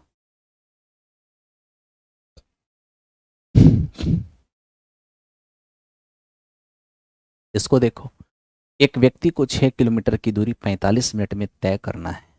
यदि वह आधी दूरी 2/3 समय में, ठीक है, करता है और शेष दूरी को समय पर करने के लिए उसकी चाल कितना होना चाहिए? सबसे पहले तो आपको ये देखना है कि मेरे दोस्त उसकी स्पीड पहले काम क्या कर रही है, यानी उसकी जो स्पीड इनिशियल में काम कर रहा है वो स्पीड है क्या। तो मैं ये देख पा रहा हूँ 6 किलोमीटर का डिस्टेंस, 6 किलोमीटर का डिस्टेंस 45 मिनट में, 45, इस मिनट को बदल दो आवर में, ठीक है, क्या हो जाएगा ये 15/3 और 15/4। तो मेरे दोस्त हम यहाँ पर क्या कर पाएंगे, ये 4 जाएगा ना ऊपर, 24/3 यानी 8। ठीक है, एकदम ध्यान से देखो कि कुछ गड़बड़ तो नहीं हो गया। 6 किलोमीटर की दूरी 45 मिनट में तय करना है, 6 किलोमीटर की दूरी 45 मिनट में, ठीक है भाई। तो अच्छा, ओके, ओ, कोई फ़ायदा नहीं है, ये स्पीड निकाल के कोई फ़ायदा नहीं, कहीं कंपैरिजन ही नहीं है, कहीं कंपैरिजन नहीं है। तुम देख लो मेरे दोस्त टाइम कितना लग रहा है, पहले तुम्हारा टाइम लग रहा है 45 मिनट, 45 मिनट को आवर में कंप्लीट कर लो, ये 3 बटे क्या हो जाएगा, ये मेरे दोस्त तुम्हारा 3/4, या फिर ठीक है, ये 3/4 तुम्हारा आवर हो गया। हालांकि इसको करने की ज़रूरत भी नहीं है, लेकिन चलो कोई बात नहीं। अब इसने क्या कहा कि आधी दूरी को 2/3 समय में ये ट्रेवल करता है। तो टोटल टोटल क्या डिस्टेंस कितना है, टोटल आपका 6 किलोमीटर है, जिसका आधा डिस्टेंस यानी 3 किलोमीटर कितने टाइम में ये जाता है, 2/3 टाइम में। तो पूरा टाइम तो इसको 45 मिनट लगता था ना, तो 45 मिनट का अगर ये 2/3 यूज़ यहाँ कर रहा है तो इसका मतलब 30 मिनट तो यहीं पर यूज़ कर रहा है, ठीक है। तो कह रहा है कि बाकी जो हमारा डिस्टेंस बचा, बाकी उसको शेष समय में, शेष दूरी को मतलब समय पर करना चाहता है, क्या स्पीड होना चाहिए तुम बताओ। टोटल समय ये ले कितना रहा है, तो टोटल समय ले रहा है 45 मिनट, और 45 मिनट में ही उसको ट्रैवल करना है। तो क्या किया उसने, टोटल डिस्टेंस का आधा, टोटल डिस्टेंस का आधा लगने वाले इनिशियल टाइम के 2/3 समय यानी 30 मिनट में ट्रेवल किया। बाकी दूरी को टाइम से करना चाहता है, टाइम से करना है मतलब 45 मिनट में कंप्लीट करना है। तो बाकी दूरी तो आपका 3 किलोमीटर है, जिसके लिए आपके पास टाइम कितना बचा, 45 मिनट में आपने 30 मिनट यहाँ यूज़ कर लिया, 15 मिनट केवल यहाँ पर बच गया, है ना। तो बचे हुए 15 मिनट में आपको 3 किलोमीटर जाना है, इसका मतलब 12 किलोमीटर पर आवर की आपकी स्पीड रहेगी। फालतू में मैं इतना सोचा इस क्वेश्चन के लिए, इसमें उसमें कुछ था ही नहीं।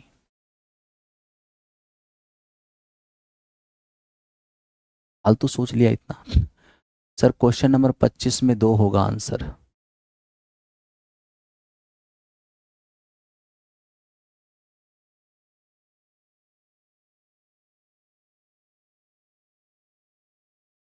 बारह आदमी 6 दिन काम किया, अच्छा देख लो भाई, कैलकुलेशन में कहीं मिस्टेक हो गया क्या?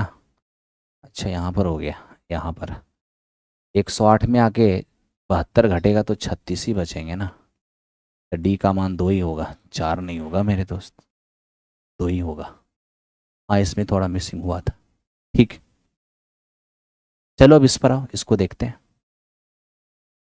एक आदमी पटना से हावड़ा के लिए, दूसरी हावड़ा से पटना के लिए एक ही समय पर चलती है।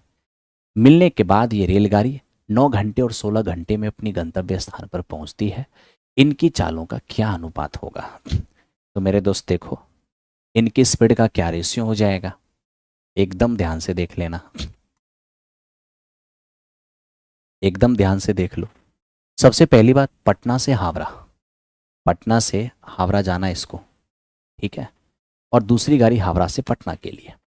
तो एक गाड़ी जो हावड़ा से पटना के लिए निकल रही है और दूसरी गाड़ी, पहली गाड़ी कहाँ है जी, पटना से हावड़ा, पटना से हावड़ा की ओर, और दूसरी गाड़ी हावड़ा से पटना की ओर, ठीक है। तो कहीं ना कहीं आपस में मुलाकात होगी, बिल्कुल। अब ये कह रहा है कि मिलने के बाद गंतव्य तक जाने में, ठीक है, और इनको भी अपने गंतव्य तक जाने में, जो गाड़ी पटना से हावड़ा की ओर जा रही है, मिलने के बाद उसको 9 घंटा लगता है, ठीक है। तो जो पटना से हावड़ा की ओर जा रही है ना, उसको मिलने के बाद 9 घंटा लगता है हावड़ा जाने में, और दूसरी वाली गाड़ी जो हावड़ा से पटना की ओर जा रही है, उसको मिलने के बाद कितना टाइम लगता है, 16 घंटा लगता है। तो हमसे ये कह रहा है कि बताओ सर इनकी स्पीड का रेशियो क्या होगा। तो देखो, जो गाड़ी पटना से चला उसकी स्पीड और जो गाड़ी हावड़ा से चला उसकी स्पीड बराबर क्या हो जाएगा, जिसकी स्पीड नीचे है उसका टाइम ऊपर हो जाएगा और जिसकी स्पीड ऊपर है उसका टाइम नीचे हो जाएगा। यानी पटना से चलने वाली की स्पीड बटा हावड़ा से चलने वाली की स्पीड बराबर रूट के अंदर हावड़ा वाली का टाइम पटना वाली का टाइम। पटना वाली स्पीड ऊपर है, टाइम नीचे होगा, हावड़ा वाली स्पीड नीचे है तो टाइम ऊपर हो जाएगा।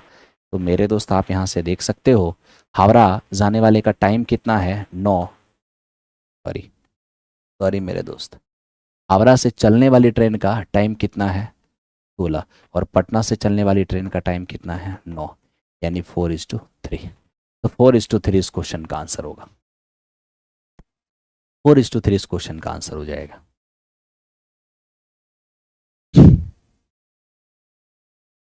चलो काम करो, इसको बनाओ, देखो क्या आता है।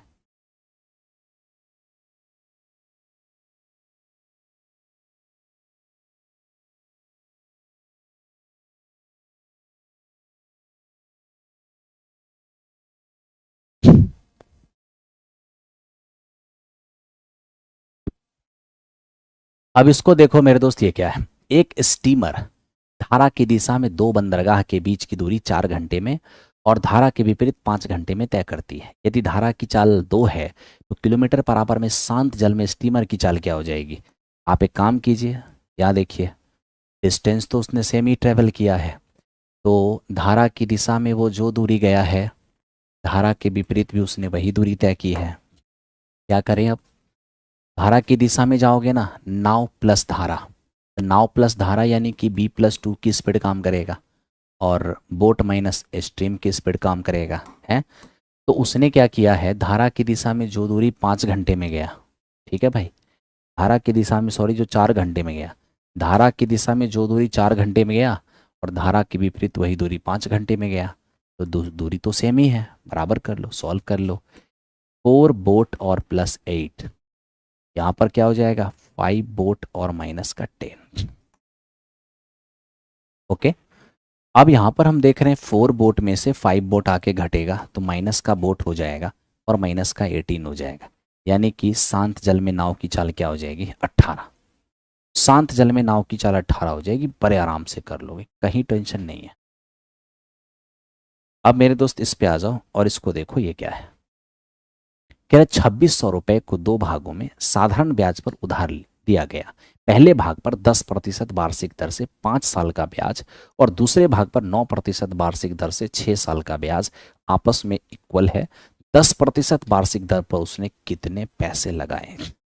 अब देखो, मिलने वाला जब इंटरेस्ट इस केस में इक्वल हो जाए तो लगाई गई प्रिंसिपल का रेशियो क्या हो जाएगा, तो लगाए गए प्रिंसिपल का रेशियो हो जाएगा, ध्यान देना, 1/R1T1 और 1/R2T2, 1/R1T1 और 1/R2T2। तो देख लो ये आपका 1/R1T1 करोगे तो क्या हो जाएगा, R1T1 10% की रेट से 5 साल का साधारण ब्याज कितना हो जाएगा, 50 हो जाएगा, और ये 1/R2T2 करोगे ना तो मेरे मित्र 9% की दर से 6 वर्ष का साधारण ब्याज, यानी ये आपका हो जाएगा 54। अब देख लो यहाँ पर, ये 25 और ये मेरे दोस्त 27, 27 आएगा यहाँ पर और 25 आएगा यहाँ पर, यानी लगाए गए प्रिंसिपल का रेशियो 27:25 है, 27:25, ठीक है। अगर मैं इन्हें ऐड कर दूं तो हो जाएगा 52। दोनों ही भाग पर लगाए गए प्रिंसिपल 52 और वही दिया हुआ है 2600। यहाँ से एक रेशियो की वैल्यू क्या होगा, एक रेशियो की वैल्यू हो जाएगा 50। और जब एक की वैल्यू 50 हो जाएगा, 10% पर कितने लगाए, 10% पर तो ये लगाए हो ना, निकाल दो इसका। एक का मान 50 तो 27 कितने हो जाएंगे, 1350। तो 1350 इस क्वेश्चन का आंसर हो जाएगा। बड़े आराम से करोगे, कहीं कोई दिक्कत नहीं है, ठीक है मेरे दोस्त। चलो आ जाओ इस पर, इसको देखते हैं। अब देखिए ये सवाल क्या है, 10% वार्षिक दर से 2 वर्ष का साधारण ब्याज। तो साधारण ब्याज तो सीधा सीधा आपका 20% हो जाएगा, लेकिन इसी 2 वर्ष में इसी रेट पर छमाही दर दर के हिसाब से कंपाउंड इंटरेस्ट। भाई अगर 10% वार्षिक है ना, तो हाफ ईयरली रेट काम करेगा कितना, 5 और 5। अगर यहाँ हम CI निकालने जाएंगे, 5 का क्या हो जाएगा 10.25, 5 का क्या होगा 10.25। अब कैसे कैसे 10.25 आ गया, अब यहाँ दिखा देता हूँ मेरे दोस्त। एक्चुअल में x प्लस वाई, ठीक है, और ये x इंटू वाई और अपॉन 100, ठीक है। अगर आप ऐसे करते हो, यदि आप इस तरह से करते हो, तो अब यहां से मेरे दोस्त इसका कैलकुलेशन भी आसान नहीं होगा, इसका कैलकुलेशन वेरी डेंजरस हो जाएगा, लेकिन करना तो पड़ेगा। आइए करते हैं, देखते हैं।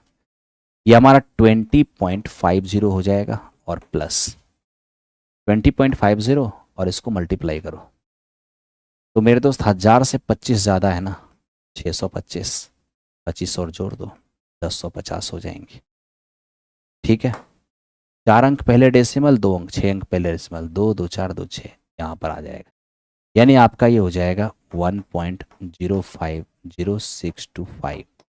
इसको यदि हम ऐड करें, ये हमारा हो जाएगा 21.55065, इतना प्रतिशत, ठीक है। बस इसी का हमें डिफरेंस दिया हुआ है। अब मेरे दोस्त इसका डिफरेंस दिया हुआ है 124.05। तो प्रॉब्लम तो मेरे दोस्त यहाँ पर बहुत डेंजरस हो जाएगा, इस तरह का केस है ना। अब यहाँ पर हम अगर डिफरेंस लेंगे, कैलकुलेशन जब कर ही दिए हैं, फिर पीछे क्या हटना, 21.5500625। और इसका अगर हम डिफरेंस लेने चले जाएं तो 1.5500625, इतना प्रतिशत। और यही चीज़ दिया हुआ है 124.05, ठीक है, 124.05। तो मेरे दोस्त हमें तो 100% का मान चाहिए प्रिंसिपल, तो 100% का मान निकालेंगे 124.05, डिनोमिनेटर में 1.550625, ठीक है।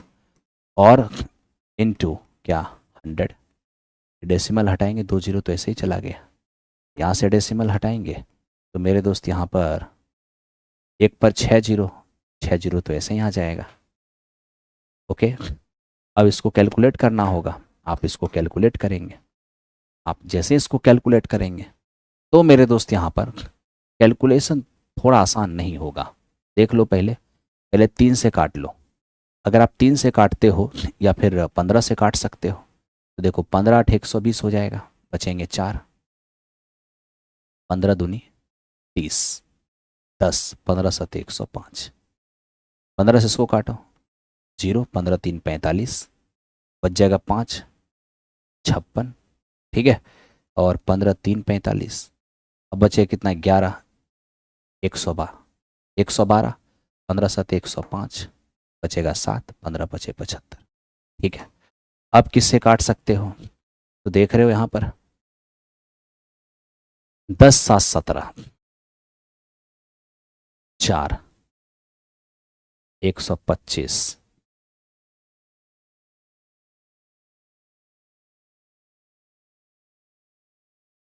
मेरे दोस्त यहाँ पर कैलकुलेशन तो करना पड़ेगा, बिना कैलकुलेशन का कोई उपाय नहीं है।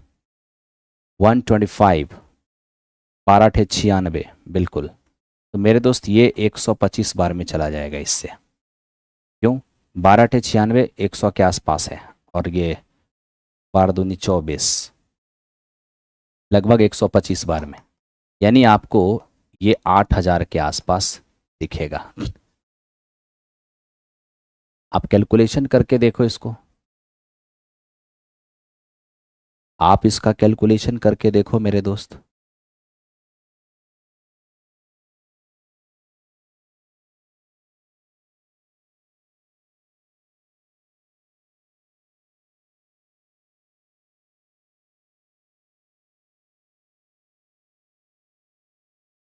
ठीक है,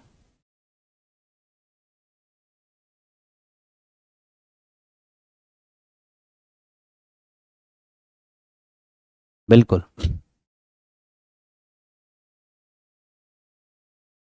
अब देखो, इसको करने के लिए अगर हम एक दूसरा रास्ता अपनाते हैं तो क्या होता है, उसका भी थोड़ा दिमाग लगाओ। अब देखो 10%, अगर हाफ ईयरली करेंगे तो 5% हो जाएगा। 5% का मतलब 1/20,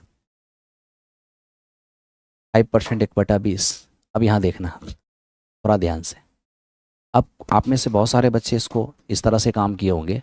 1/20 है ना, 4 छमाही, 1/20, 1/20, 1/20, एक प्रिंसिपल। देखो पहला छमाही में भी यही रेट है, दूसरे में भी यही है, और तीसरे में भी यही है। तो 20 20 20 20 कितना हो जाएगा? 16 पर कितने जीरो? 4 जीरो। ठीक है, अब आप यहाँ से काम करना स्टार्ट करें। 4 संयोजन है ना, 4 संयोजन। अब 4 संयोजन है, आपका रेट क्या काम कर रहा है? 1/20, 1/20 काम कर रहा है। तो मेरे दोस्त ये 8000 हो जाएगा, ये 8000 हो जाएगा, 8000 हो जाएगा, और ये भी आपका 8000 हो जाएगा।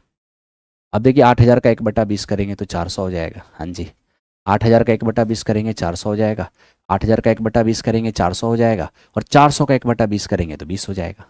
अब थोड़ा इस पर ऑपरेशन करिए, तो यहाँ पर 400 आ जाएगा, 400 आ जाएगा, 400 आ जाएगा, 400 का 1/20 20 होगा, 400 का 1/20 20 होगा, 400 का 1/20 20 होगा, 20 का 1/20 1 हो जाएगा। ठीक है, देखिए यही है साधारण ब्याज और चक्रवृद्धि ब्याज का अंतर। ये आपका साधारण ब्याज हो गया। आप साधारण ब्याज को छमाही जोड़ो या वार्षिक जोड़ो, जोड़ोगे तो प्रिंसिपल पर ही ना, जोड़ना तो प्रिंसिपल पर ही है।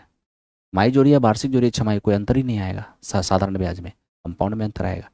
तो मेरे दोस्त यही आपका अंतर हो जाएगा। तो 4 4 4 4 4, 5 को 20, 20/180 और 1/81, ये हो जाएगा 20/181। और मेरे दोस्त ये जो 20/181 हमारा अंतर है, यही दिया हुआ है 124.05।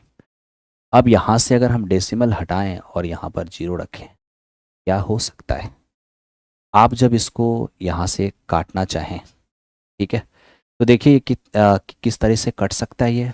आ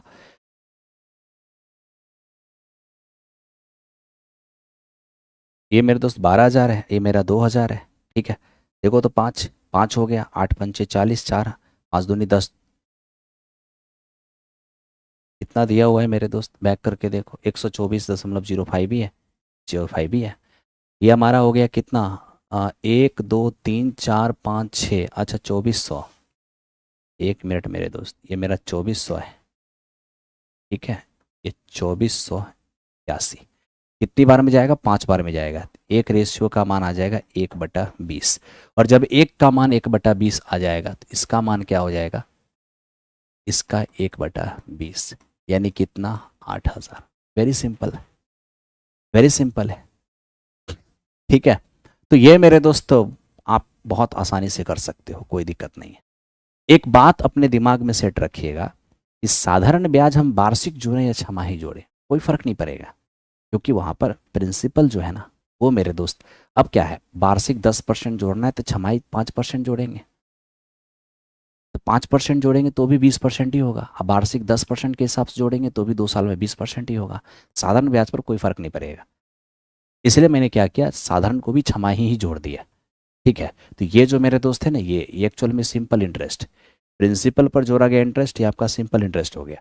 अब पूरा हो गया कंपाउंड इंटरेस्ट। तो पूरे कंपाउंड इंटरेस्ट में से अगर सिंपल इंटरेस्ट को हम हटा देंगे तो यही हमारा डिफरेंस हो जाएगा, और यही डिफरेंस हमें दिया हुआ है, एक का मान निकल गया, प्रिंसिपल हमने निकाल लिया। यहाँ का जो प्रिंसिपल है वो कैसे, तो ये रेट का जो डिनोमिनेटर है इसको मल्टीप्लाई करके हम यहाँ एक अपनी ओर से हमने प्रिंसिपल माना, जो रियल प्रिंसिपल नहीं था, लास्ट में हमने कंपैरिजन करके उसको रियल बना दिया। ठीक है, चलिए नेक्स्ट क्वेश्चन पे आइए। अब मेरे दोस्त इसको देखो और इसको देखो, ये क्या है। एक रोम्बस का एरिया 150 है, इसके एक डायगोनल इतने हैं, दूसरा डायगोनल क्या होगा, वेरी सिंपल हो जाएगा 1/2 एक डायगोनल, और ये दूसरा डायगोनल हो जाएगा 150, तो D2 कितने हो जाएंगे, ये मेरा 30 हो जाएगा। तो इस तरह से ऑप्शन नंबर 20 क्वेश्चन का रिजल्ट हो जाएगा। ठीक है मेरे दोस्त, चलो ये क्या हो जाएंगे, हमें कह रहे हैं 143 रुपये पर इतना स्टॉक मुझे मिले, अथवा 117 रुपये पर उतना प्रतिशत स्टॉक मिले। ठीक है, किस स्टॉक में धन लगाना ज़्यादा लाभप्रद है, यानी कहाँ हमें ज़्यादा प्रॉफिट मिल रहा है। तो मेरे दोस्त यहाँ ध्यान दो, 143 रुपये जब हम लगा रहे हैं जहाँ, वहाँ मुझे इतना स्टॉक मिल रहा है, प्रॉफिट मिल रहा है, और जहाँ हम 117 रुपये लगा रहे हैं वहाँ पर हमारा प्रॉफिट का प्रतिशत क्या है, तो 9 चौके 36 और 3 39, 39/4%। ठीक है, अब देखो मेरे दोस्त, हमें कह रहा है कि यहाँ पर पैसा लगाना ज़्यादा लाभप्रद रहेगा या यहाँ पर ज़्यादा पैसा लगाना ठीक रहेगा। तो इसके लिए आप सबसे पहले क्या कर लो, इन्वेस्टमेंट को सेम कर लो। ऐसे सवाल को बनाने का सबसे शानदार तरीका है कि आप इन्वेस्टमेंट को सेम कर लो। इन्वेस्टमेंट का सेम करने का मतलब एलसीएम, इन दोनों का एलसीएम क्या हो जाएगा 143 और इंटू 117, इन दोनों का आपने एलसीएम ले लिया, मतलब आपने इन्वेस्टमेंट को सेम कर लिया। यानी मान लो कि आपने यही इन्वेस्टमेंट दोनों जगह पर किया। ठीक है, बस तरीके क्या है मेरे दोस्त, तरीके ये हैं कि पहले वाला पर 143 रुपये जब हम लगाते हैं तो मुझे कितना प्रॉफिट मिलता है, 11 रुपये की। आप सोचेंगे 11%, 11 रुपये कैसे हो गया, क्योंकि कंपनी किसी शेयर के प्राइस को कितना 100 रुपये MRP बनाती है, उसी के हिसाब से स्टॉक काउंट होता है। ठीक है, कंपनी जितना MRP बनाती है उसी पर स्टॉक काउंट होता है। तो आपने 143 रुपये जब लगाया है तो आपको 100 का 11%, 11 की प्रॉफिट हुआ है। सोचिए 143 लगाने पर 11 की प्रॉफिट हुआ, अगर मैं ये लगाऊं तो क्या होगा, 143 इंटू 117 लगाऊं तो क्या होगा, कैलकुलेट कर लो, इससे ही कैंसिल आउट हो गया। 11 सते 77, 11 कम 11 7 18, और 11 कम 11 और 1 12, 1287 रुपये। ठीक है, 1287 रुपये आपको प्रॉफिट होगा। ओके, लेकिन अब देखिए दूसरा वाला क्या है, 117 रुपये आप लगाते हैं तो कितना प्रॉफिट मिलता है आपका, 100 का इतना परसेंट हो जाएगा 39/4। बताइए 117 रुपये लगाए तो इतना प्रॉफिट हुआ, अगर आप ये लगाए होंगे 143 गुने 117 तो आपको क्या प्रॉफिट रहा होगा। तो मेरे दोस्त इससे तो हमारा कैंसिल आउट हो गया, ये हो गया हमारा 39/4 और गुने 143। अगर हम इसको कैलकुलेट करें, ठीक है, तो ये इसको कैलकुलेट करोगे ना, आप कैलकुलेट करके चेक कर लेना, 1287 से ज़्यादा आएगा, 1287 इससे यहाँ पर ज़्यादा आएगा। ठीक है मेरे दोस्त, 1287 यहाँ पर ज़्यादा आएगा, और जहाँ पर ज़्यादा आ रहा है वहाँ पर पैसा लगाना ज़्यादा लाभप्रद है। सेम इन्वेस्टमेंट से जहाँ पर मुझे अधिक प्रॉफिट होगा, पैसा लगाना वहीं तो बेहतर होगा। तो यहाँ जो प्रॉफिट मिला उससे यहाँ पर ज़्यादा प्रॉफिट मिलेगा, इसलिए सेकेंड वाला चीज़ हमारे लिए बेनिफिशियल है। यानी 117 रुपये इतने प्रतिशत प्रॉफिट पर लगाना बेनिफिशियल है।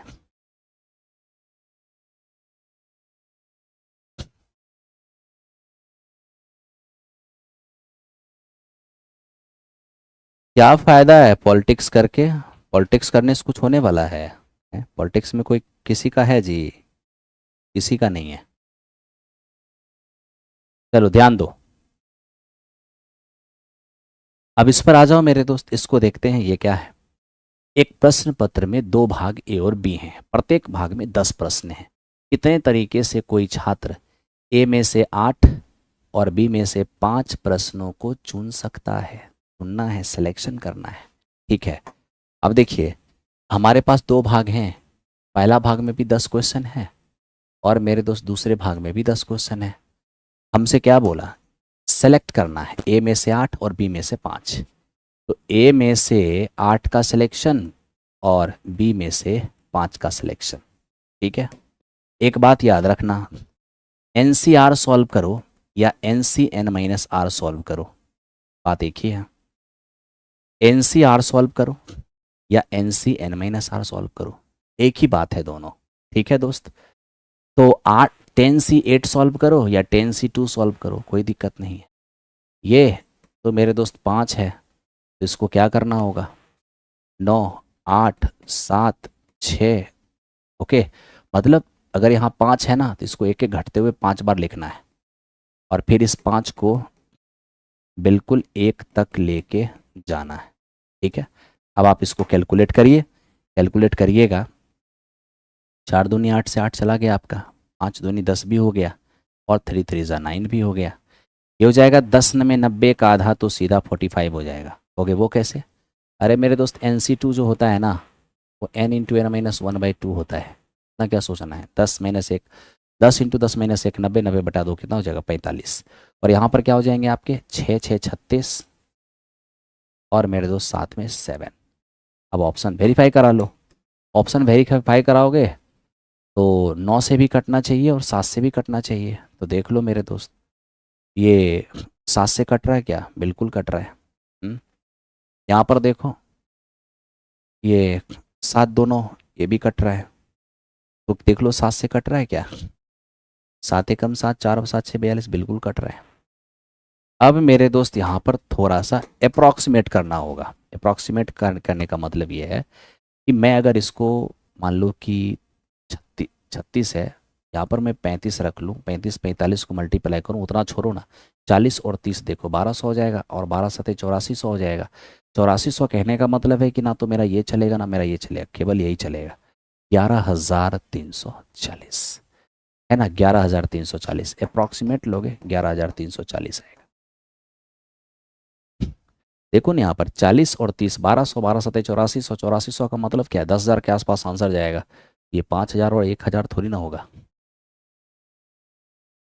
दो पासे एक साथ फेंके जाने पर प्राप्त अंकों का योगफल 5 से अधिक होने की प्रोबेबिलिटी क्या होगा। देखिए, जब दो डाइस को एक साथ फेंका जाएगा तो योगफल की एक लिस्ट बनेगी और वो मैं आपके सामने रख देता हूँ ताकि याद रहे। आप दो डाइस को फेंकोगे ना, तो मिनिमम 112 हो जाएगा योगफल और मैक्सिमम 6 6 12 हो जाएगा। ठीक है, तो 3 होगा या 11 होगा, योगफल 4 होगा या 10 होगा। मेरे दोस्त योगफल 5 होगा या 9 होगा, 6 होगा या 8 होगा, या फिर योगफल हमारा 7 होगा। तो आप तनिक देखो यहाँ पर नंबर ऑफ इवेंट्स क्या होंगे। तो योगफल 2 हो या 12, इवेंट 1 हो जाएंगे। 3 हो या 11, 2 हो जाएंगे। 4 हो या 10, 3 हो जाएंगे। 5 हो या 9, 4 हो जाएंगे। 6 हो या 8, 5 हो जाएंगे। और मेरे दोस्त 7 तो 6। ठीक है, अब यहाँ पर मुझे क्या चाहिए, 5 से अधिक चाहिए। तो अगर आपको 5 से अधिक चाहिए, इसका मतलब है ये चाहिए, ये चाहिए, ये चाहिए, ये चाहिए, ये चाहिए, ये चाहिए और ये चाहिए। मेरे दोस्त 5 से अधिक अगर योगफल चाहिए, मतलब आपको योगफल 6 7 8 9 10 11 और 12 इतना योगफल चाहिए। अगर इतना योगफल चाहिए तो इवेंट कितने बनेंगे, तो याद रखना, अंक डाइस पर आए डिजिट का सम 6 हो ऐसा 5 इवेंट, 7 हो ऐसा 6 इवेंट, 8 हो ऐसा 5 इवेंट, 9 हो ऐसा 4 इवेंट, 10 हो ऐसा 3 इवेंट, 11 हो ऐसा 2 इवेंट और 12 हो ऐसा केवल एक इवेंट होगा। 12 कब होगा, जब दोनों पर 6 6 होंगे, है ना।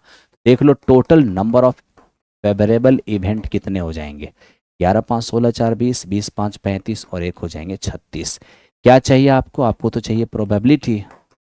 एक बार जोड़ लो अच्छे से, 11 5 16 4 20, 25 25 और एक 36। ठीक, ये मेरा हो गया 36। ये कैसे हो सकता है, ये कैसे हो सकता है, तो गड़बड़ हो जाएगा मेरे दोस्त। 6 हो ऐसा 5 इवेंट, 7 हो ऐसा 6 इवेंट, हाँ 8 हो ऐसा 5 इवेंट, 9 हो ऐसा 4 event, very good.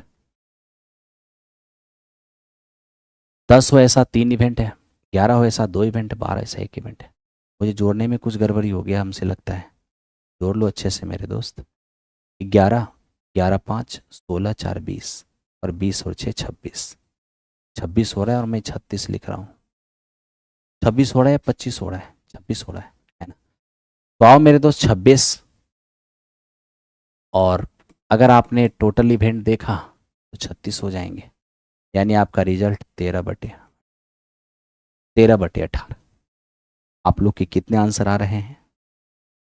13/18, very good, 13/18 आ रहा है। इसको देखो मेरे दोस्त, ये क्या है? ये मैं कह रहा है कि वो कौन सी संख्या है जिसे 3 5 6 8 10 और 12 से भाग देंगे तो 2 रिमाइंडर आएगा, 13 से भाग देंगे कुछ भी रिमाइंडर नहीं आएगा। अब देख मेरे दोस्त, अगर इन सब से भाग दूं तो मुझे 2 रिमाइंडर आएगा, इसका मतलब आंसर जो है भाग लगने से 2 ज़्यादा है। ठीक है, इन सब से भाग दूं और 2 रिमाइंडर आए, यानी भाग लगने से 2 ज़्यादा। तो ऐसा करो, 2 हटा दो ताकि भाग लगने वाली नंबर मिलेगा। यहाँ से आपके पास ये 310 हो जाएंगे, ये 960 हो जाएंगे, ये हमारा हो जाएगा 1560। अब ये हो गया भाग लगने वाली, ठीक है। इससे भाग लगने वाली 3 5 6 8 और 12। तो मेरे दोस्त सबसे पहली बात क्या है ना, कि अगर किसी में 8 से लग रहा है ना, इसका मतलब 4 से भी लगना है, और 4 से मेरे दोस्त वही संख्या डिविजिबल होगा जिसका लास्ट का 2 डिजिट डिविजिबल होगा। ये तो डिविजिबल है नहीं, पहले ही ख़त्म हो गया। हाँ, उसके बाद 8 से वही संख्या कटेगा जिसका आखिरी का 3 अंक 8 से कटेगा। इसका भी कट रहा है, इसका भी कट रहा है, ठीक है, अच्छी बात है। फिर क्या है मेरे दोस्त? 10 से भी डिविजिबल है, ओके। अब देखिए ना, आप खुद सोच लीजिए, अब ये आंसर जाएगा, ये आंसर जाएगा, ये तय करेगा किस पर? 13 से भाग दे तो कुछ भी शेष ना बचे। तो आओ, 13 सत्ते 91, 13 चौको 52, ये तो 13 से कट रहा है। हाँ मैं देखो, 13 कम 13, 13 दूनी 26, ये 13 से नहीं कट रहा है। हमारा आंसर कौन सा हो जाएगा? ऑप्शन नंबर बी हो जाएगा। 13 से नहीं कट रहा है, 13 से ऑप्शन नंबर सी नहीं कट रहा है, इसलिए सी नंबर आंसर हमारा नहीं जाएगा, इसलिए सी नंबर आंसर हमारा नहीं जाएगा। आप में से जिनका आ रहा होगा सही रहा होगा।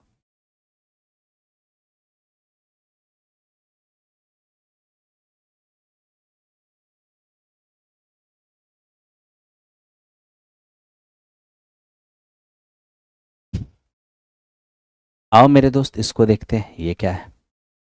एक अर्धगोलाकार कटोरे किनारे पर 264 सेमी गोल है, ठीक है। मान लीजिए कि यह कटोरा पेय पदार्थ से आधा भरा हुआ है। पेय पदार्थ शीर्ष पर 6 सेमी व्यास वाले अर्धगोला गिलास में परोसा जाता है। यह कितने व्यक्ति को परोसा जाएगा? ठीक है, यह कितने व्यक्ति को परोसा जाएगा, बताइए आप लोग।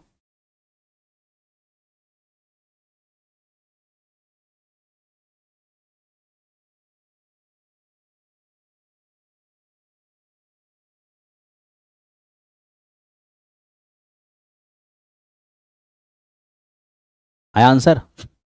ठीक है, देखो सबसे पहले हमें कहा कि एक अर्धगोलाकार कटोरा किनारे पर इतना सेमी गोल है, मतलब क्या हो गया? ये देखिए, ये कटोरा है, किनारा, किनारा इसी को बोला है, ये है किनारा, मतलब बेस का पेरीमीटर। अगर रेडियस को हम आर कहते हैं तो किनारे की लंबाई क्या हो जाएगा? 2 पाई आर। 2 पाई आर कितना है? 364। अब यहाँ से देख सकते हो, 11 दूनी 22 हो जाएगा, 11 264 है, 200। 11, तो ऐसा करो ना, 22 से डायरेक्ट काटो, 22 से डायरेक्ट काटो, इतना क्या सोचना है। तो डायरेक्ट काटोगे, 22 से कम 22, 22 दूनी 44, आर की वैल्यू कितना हो जाएगा? 42। आर की वैल्यू हो गया 42। क्या कह रहा है हमें? हमें कह रहा है मान लीजिए कि यह कटोरा पेय पदार्थ से आधा भरा हुआ है। सबसे पहले तो मुझे ये बताइए, फिर तो आधा भरा हुआ है, अगर पूरा भरा हो तो क्या होगा? अर्धगोला है ना, 2/3 पाई आर क्यू। पूरा भरा हो तो इतना, आधा भरा है 1/2 भरा है, इसका मतलब 1/3 पाई आर क्यू। इतना पेय पदार्थ है इसमें। अब इतना लिक्विड है उसमें, और उस लिक्विड को ये क्या कर रहा है, शीर्ष एक पेय पदार्थ शीर्ष पर इतना व्यास वाले अर्धगोलाकार गिलास में परोसा जाता है। अब मेरे दोस्त, जिस गिलास में परोसा जा रहा है वो अर्धगोला है, ठीक है। तो अर्धगोलाकार गिलास में परोसा जाएगा जिसका व्यास हमारा 6 है, तो त्रिज्या क्या हो जाएगा, 3 सेमी हो जाएगा। तो पहली बात, एक गिलास में कितने लिक्विड आएंगे, ठीक है। तो इसका लिक्विड इस साइज के गिलास में डाला जाएगा तो कितना गिलास भरेगा, इसके लिए जितना लिक्विड है, ठीक है भाई, जितना लिक्विड है इसमें है, इसको भरना है। कैसा साइज वाला, तो 2/3 पाई, अर्धगोला तो आयतन 2/3 होगा पाई, और आर इसका कितना है, 3 आर क्यू। तो मेरे दोस्त देखो, इतना लिक्विड जो है ना वो मेरे पास है, और इसको इस साइज वाले गिलास, कितने गिलास में भरा जाएगा, मान लेते हैं n गिलास में भरा जाएगा, है ना। इस लिक्विड को इस साइज वाले गिलास में कितने गिलास में भरा जाएगा, n गिलास में भरा जाएगा। बस इसी को सॉल्व कर लीजिए। आप सॉल्व करिएगा, n का मान 1372 आएगा। बहुत नॉर्मल सा सवाल है, कोई ज़्यादा टेंशन नहीं।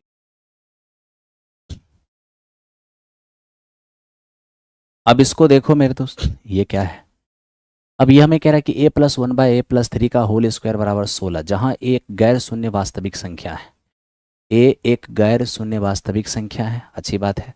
बताइए a² + 1/a² का मान क्या हो जाएगा। तो मेरे दोस्त आप देखिए ना, a + 1/a बराबर 16 का वर्गमूल 4 होगा, 3 जाके घटेगा तो 1 हो जाएगा, बिल्कुल। अब क्या बोल रहा है, a² + 1/² का मान क्या होगा। मेरे दोस्त a² + 1/a² निकालने जाएंगे, हो जाएगा कितना, a² - 2, सॉरी, कोई भी चीज़ मेरे दोस्त है ना, कोई भी चीज़, उसको आपको बारीकी से देखना ही होगा, उसको आपको बारीकी से देखना होगा। आप कहेंगे सर यहाँ पर एक स्टेटमेंट लिखा है, a एक गैर शून्य वास्तविक संख्या है, मतलब ये शून्य नहीं है, शून्य नहीं है। यहाँ पर पॉजिटिव तो नहीं लिखा है, पॉजिटिव नहीं लिखा है तो नेगेटिव पॉजिटिव दोनों हो सकता है। आप कहोगे हाँ जी सर दोनों हो सकता है। तो मेरे दोस्त वैसे स्थिति में a + 1/a और +3 बराबर, स्क्वायर ट्रांसफर करेंगे तो प्लस माइनस ये 4 होगा, है ना। यहाँ से दो चीज़ बनेगा, एक तो बन जाएगा a + 1/a +3 जाके -3, ठीक है भाई। यहाँ पर -4 ले लो एक बार, तो ये जाके -3 बनेगा तो -7 हो जाएगा। दूसरी बात, a + 1/a, जब हम यहाँ पर +4 लेंगे 3 जाके घटेगा तो ये हमारे पास 1 हो जाएगा, हाँ जी। तो a² + 1/a² यहाँ पर निकालेंगे, ये होगा a² - 2 यानी 47, और यहाँ a² + 1/a² निकालेंगे तो हो जाएगा a² - 2 -1, यानी यहाँ पर -1 भी होगा और 47 भी होगा। 47 ऑप्शन में है, ये मेरा आंसर हो जाएगा।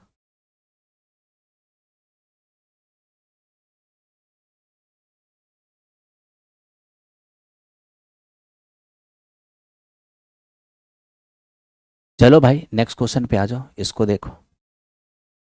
एक आयत के विकर्ण की लंबाई 12 है, इसकी एक भुजा जो इसकी एक भुजा से दुगुना लंबा है, ठीक है। तो बताइए आयत का क्षेत्रफल क्या होगा। आप सबसे पहले ये देखिए, इसकी एक भुजा से दुगुना लंबा है, विकर्ण जो 12 है ना, एक से दुगुना लंबा है, इसका मतलब एक साइड क्या हो जाएगा, इसका मतलब एक साइड जो है वो 6 हो जाएगा। हमें कहा आयत की विकर्ण की जो लंबाई है वो एक भुजा से दुगुना है, इसका मतलब एक भुजा विकर्ण का आधा हो जाएगा, ठीक है। आप यहाँ पर थोड़ा सोचिए,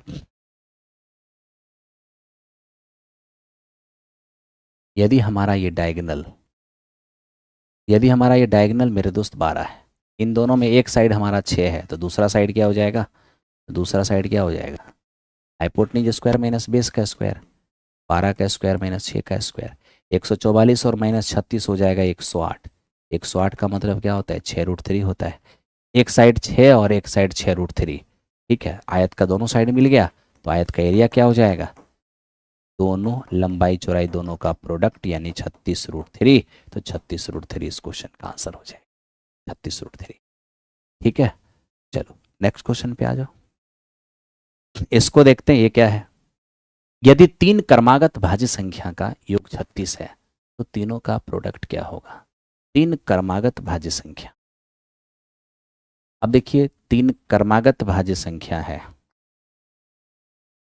3 क्रमागत भाज्य संख्या का योगफल है 36। क्या पूछ दिया हमसे, हमसे मेरे दोस्त इसने कह दिया कि बताओ सर, बताओ सर तीनों का प्रोडक्ट क्या होगा। लगाओ दिमाग, क्या हो सकता है।